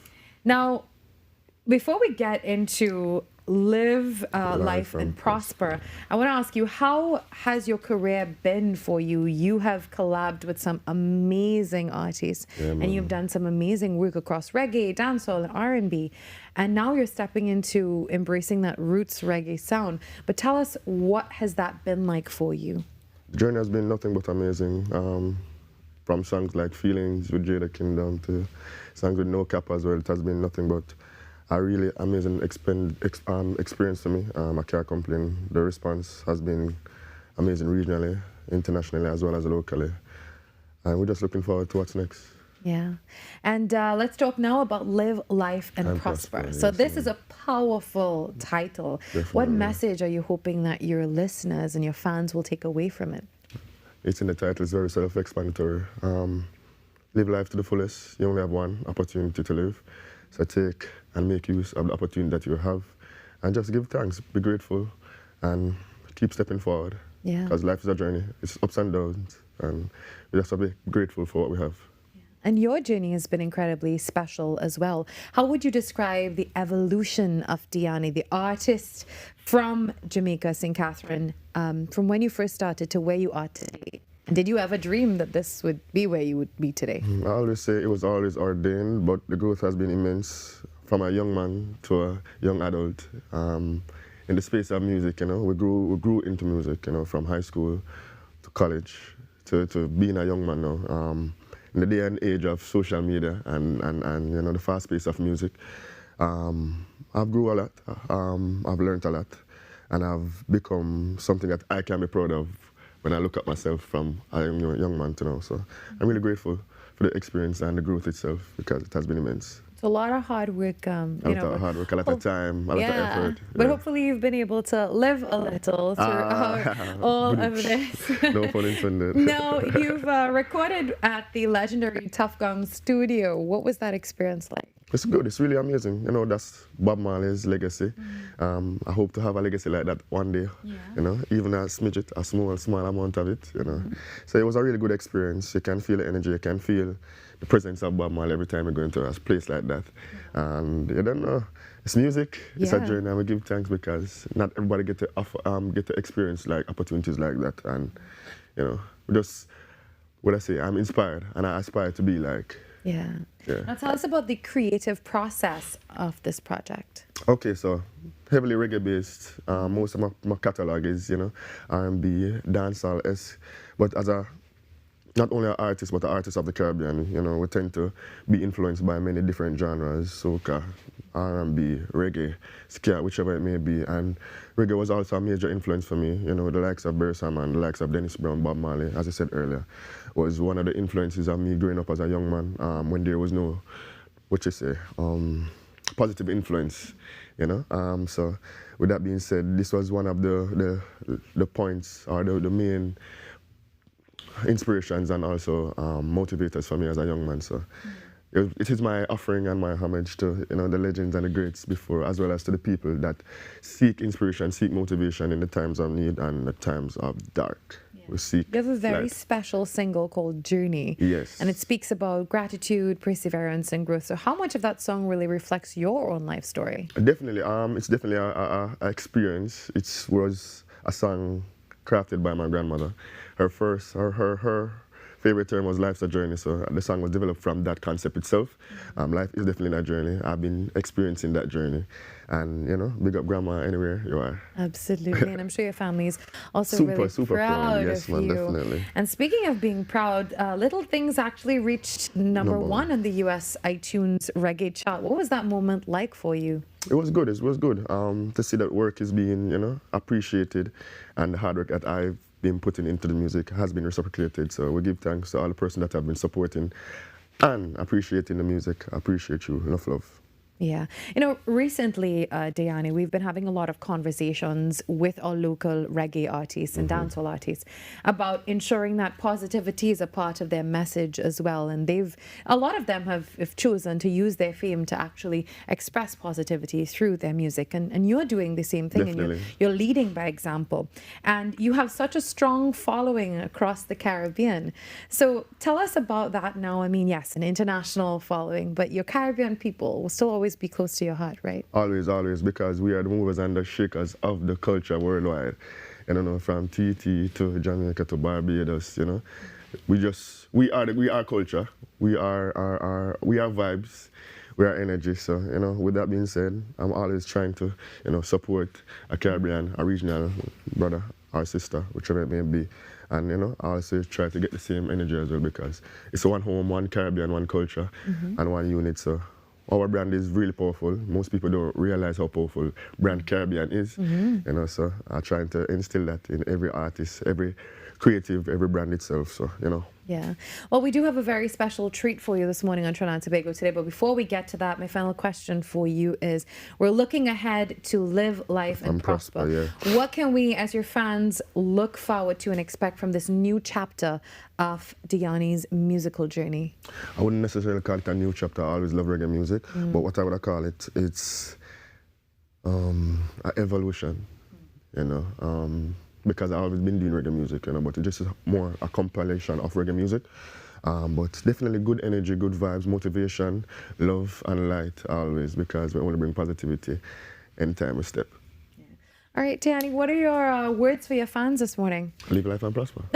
Live life and prosper. As simple as it is. And live a little. And live a little, you know. Go and enjoy life. And how is your stay in Trinidad so far? Is this your first time? It's my first time. That's what I said, you know, long overdue, but it has been good. I had doubles yesterday. Oh, of course. So it has been amazing. And what are you about to do next to experience Trini culture? Beaches? Bacon shop, we'll try to go to Tobago, you know, but work first and then play after, live a little after, as I said. See? You know, so. That's our theme for this morning. Well, we have two themes. It's live life and prosper, and of course, live a little. Yeah, man. Well, we take a short break, and when we come back, Diani gives us something really special to close the show on this beautiful Tuesday morning on Trinidad and Tobago Today.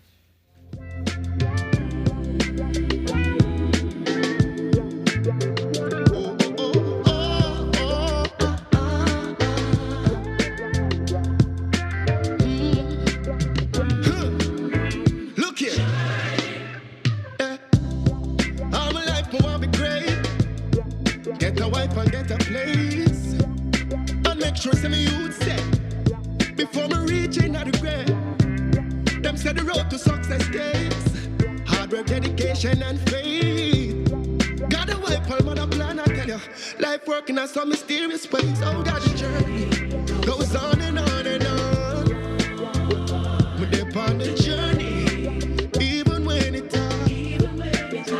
When I tell you about this journey, goes on and on.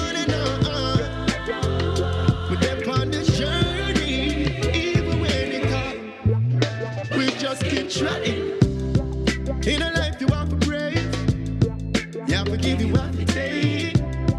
Every lesson is a blessing, I tell you. Just adapt and prevail. In a matter which state, you could have poor like when or rich like Bill Gates. Just be happy now your success, because life only ends one way. Oh God, the journey goes on and on and on. Grandma tell you about the journey. Say it up, keep going on. Yeah, tell you about the journey. Goes on and on and on. Man, I tell us that the journey just keeps going on. We just keep treading. Oh, oh, oh, oh, oh.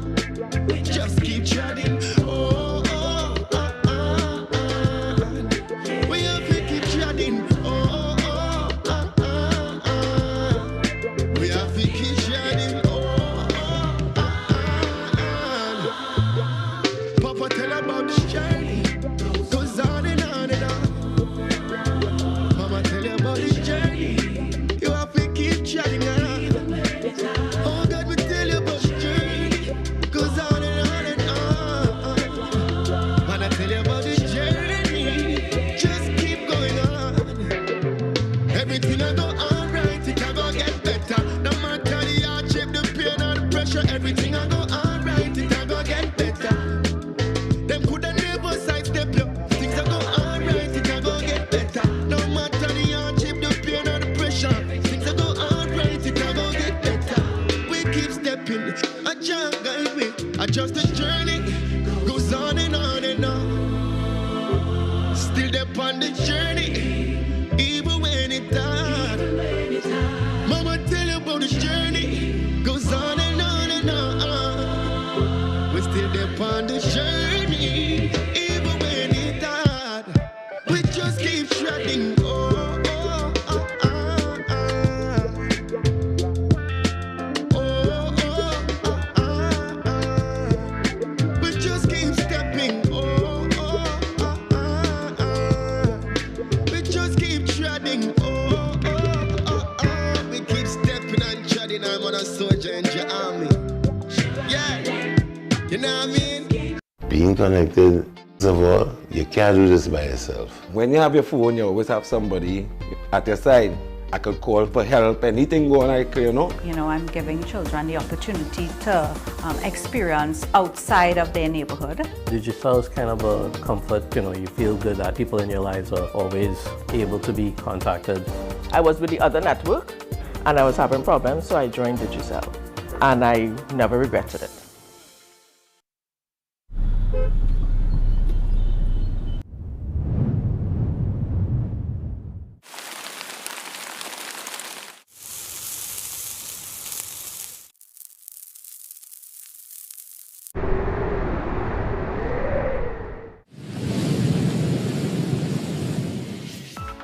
TTT weather with Zaina James, daily at 7 p.m.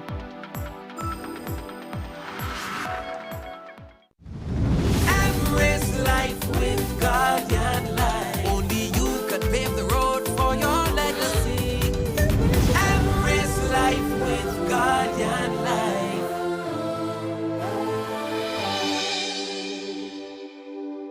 I'm Renee Sion with another edition of Caribbean Week in Review.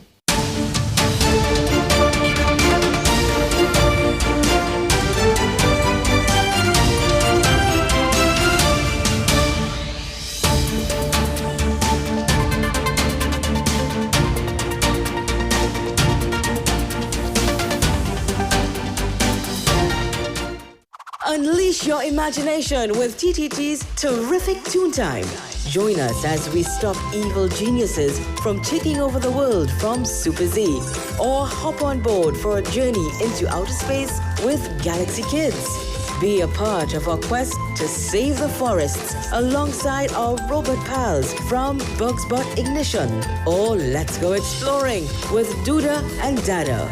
Catch Terrific Toon Time weekdays at 4:15 p.m. and Saturdays from 9 a.m.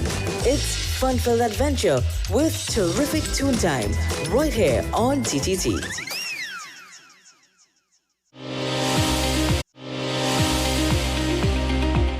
There are a number of risk factors for heart disease, so a lot of attention has to be put towards preventive cardiology.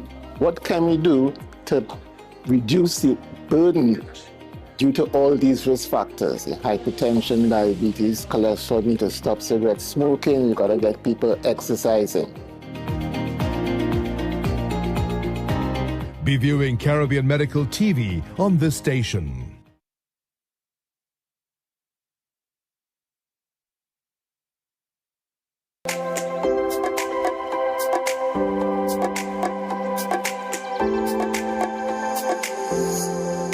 Now, as promised, before we wrap up today's program, we're going to leave you with a special live performance. Joining Diani on set, our guitarists Kwame Morrison and Coyote Charles will be helping to bring that signature reggae sound to life. This is where I say goodbye. Thank you so much for joining us on Trinidad and Tobago Today. See you tomorrow, where we do this all over again from 6 to 8. Take it away, gentlemen. LAP, live life and prosper, love and light. Good over evil, light over dark, life over death. Yeah.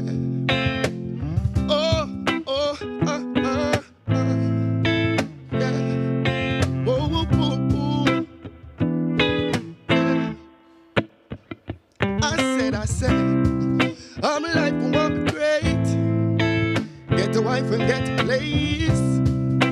I make sure some youth said before me reaching out the grave.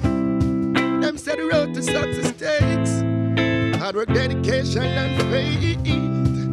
Gonna wait for man a plan, I tell you. Life working out some mysterious ways. Oh, got a journey goes on and on and on. Mama tell you about the journey we have to keep going on. Oh, God, me tell you about the journey goes on and on and on. A Papa tell you about the journey, even when it's hard.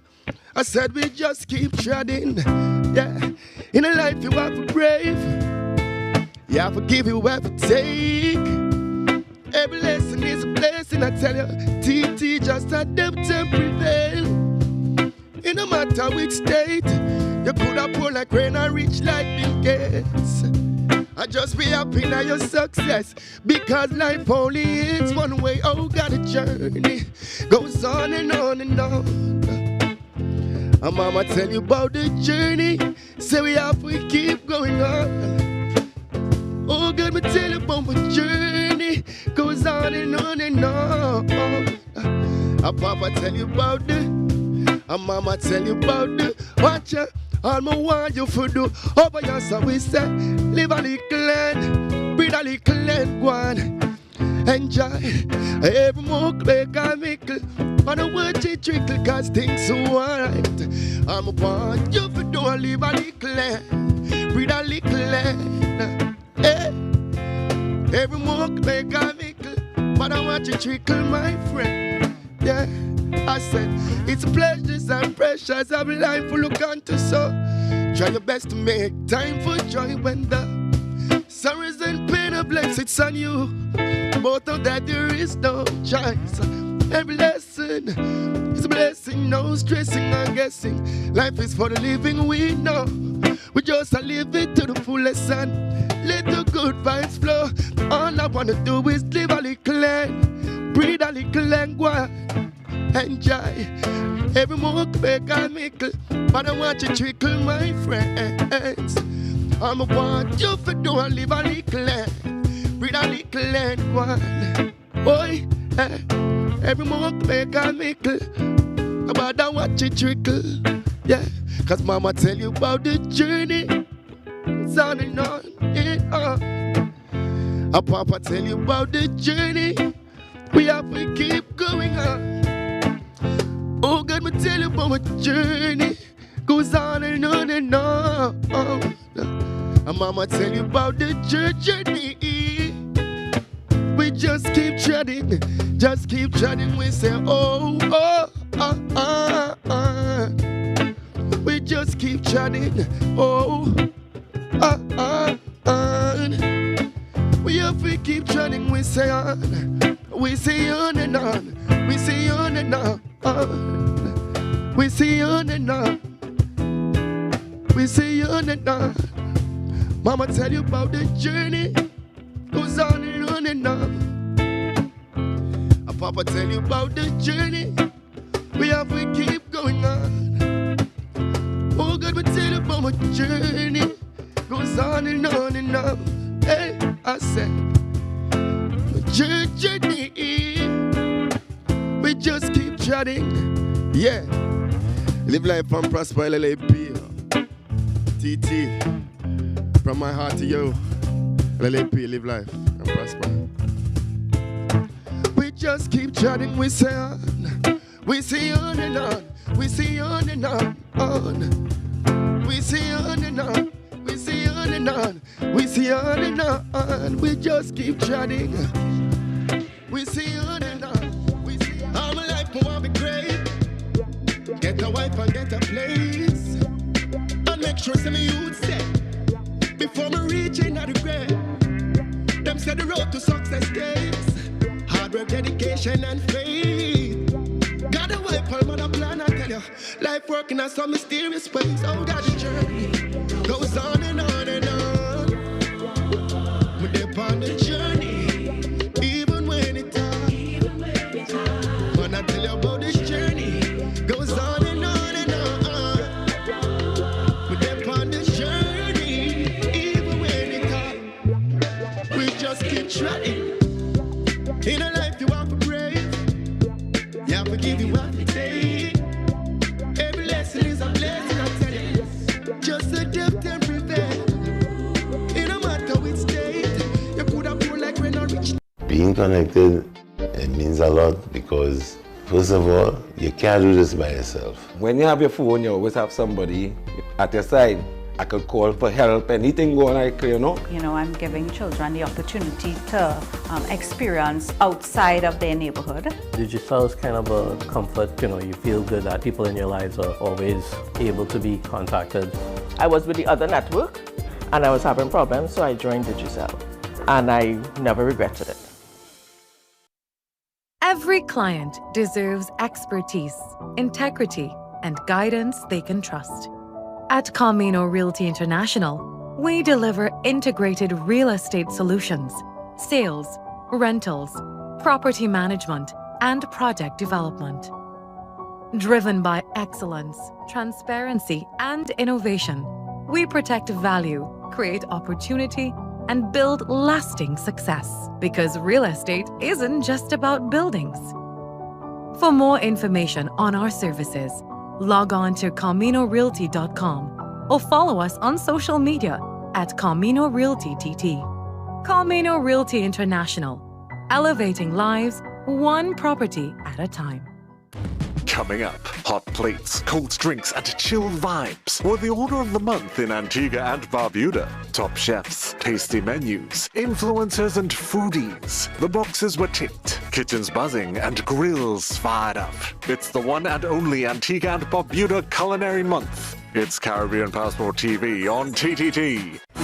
Your world moves fast, so do we. TTT News brings you the people, events, and issues that matter most. Stay informed, stay ahead. TTT News, every night at 7. TTT News, committed, accurate, relevant.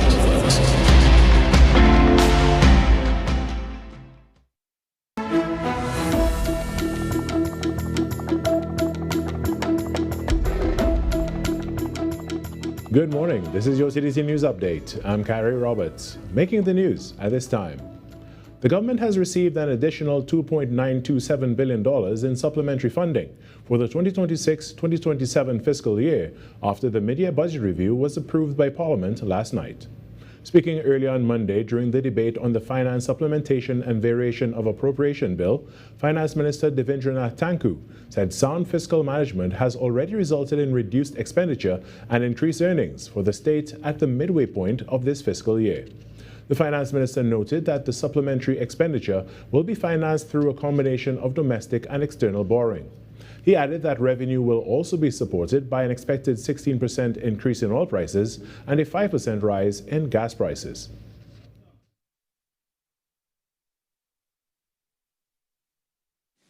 The 2026 budget was predicated on an average oil price of $73.25 US per barrel and natural gas of $4.25 US per MMBTU.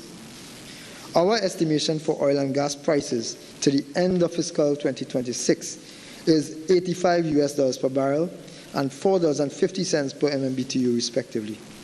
With this and other adjustments, we anticipate an increase in total revenue of $381.7 million. Minister Tanku said the overall projected deficit for the fiscal year is expected to be $7 billion. And following the presentation of the mid-year budget review, political scientist Dr. Morkesh Basdeo highlighted the positive projections arising from developments in the energy sector, particularly discussions involving Shell and the Venezuelan government. With approximately 1.7 trillion cubic feet of natural gas that could be delivered to processing facilities in Trinidad and Tobago, Dr. Basdeo says this has important implications, not only for the current fiscal year, but also for the 2026 to 2027 and 2027 to 2028 fiscal periods, providing optimism for longer-term economic growth. 1.7 trillion MMBTU of gas is expected to be transferred from that field towards what we call facilities in Trinidad and Tobago. Now, that's a significant increased projection. So although the budget is treated with regard to the fiscal year, the projection for the 2026-27 fiscal period, and even going further than that, the 27-28 fiscal period, that these announcements in the budget does augur well for the economy. He added that the developments are encouraging, given that the current administration has been in office for just over a year. Prime Minister Kamla Persad-Bissessar has ordered legal action against Member of Parliament for Port of Spain South, Keith Scotland, accusing his legal chambers of fraudulent misrepresentation at TNTech. Speaking in the House of Representatives on Monday, the Prime Minister revealed the manufacturing company racked up over $2.3 million in unpaid electricity arrears over a 5-year period between 2017 and 2022. Opposition MP Keith Scotland's law chambers was contracted by the Trinidad and Tobago Electricity Commission to represent the state entity in a legal claim against the manufacturing company to recover the outstanding sum. However, she claims the company's owner is a P&M financier, and Mr. Scotland did not do everything in his power to ensure the money was recovered, including filing key legal documents. As a result, the Prime Minister announced the matter will be reported to the Trinidad and Tobago Police Service Fraud Squad and the Anti-Corruption Bureau for investigation, while TNTEC will pursue civil action. Fraudulent misrepresentation, professional negligence, and breach of contract. I have also directed that consideration be given to making a formal complaint to the Disciplinary Committee of the Law Association for breach of the Code of Conduct pursuant to the Legal Profession Act. In sport now, the country's men's sprint cycling team at the 2025 Junior Pan American Games in Paraguay has been officially upgraded from bronze to silver. The change follows the disqualification of the runners-up Colombia after an anti-doping violation. President of the Trinidad and Tobago Cycling Federation, Rowena Williams, expressed pride in Danelle James, Janali Ned, and Ryan Deabro at Monday's medal upgrade ceremony held at the TNT Olympic House. So they put in the work.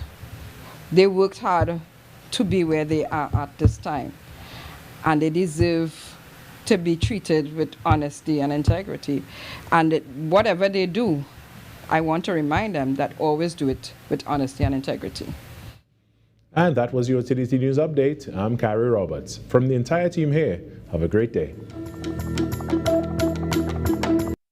Your news, anytime, anywhere. TTT News brings you the facts that matter most, on air and online. TTT News, nightly at 7. TTT News, committed, accurate, relevant.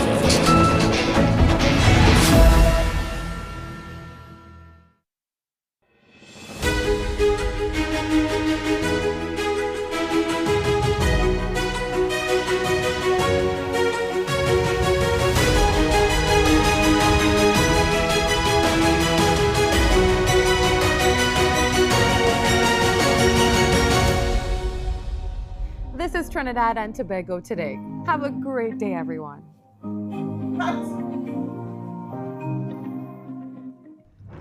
After hours of being live on television, what's the first thing you usually feel when the show finally ends?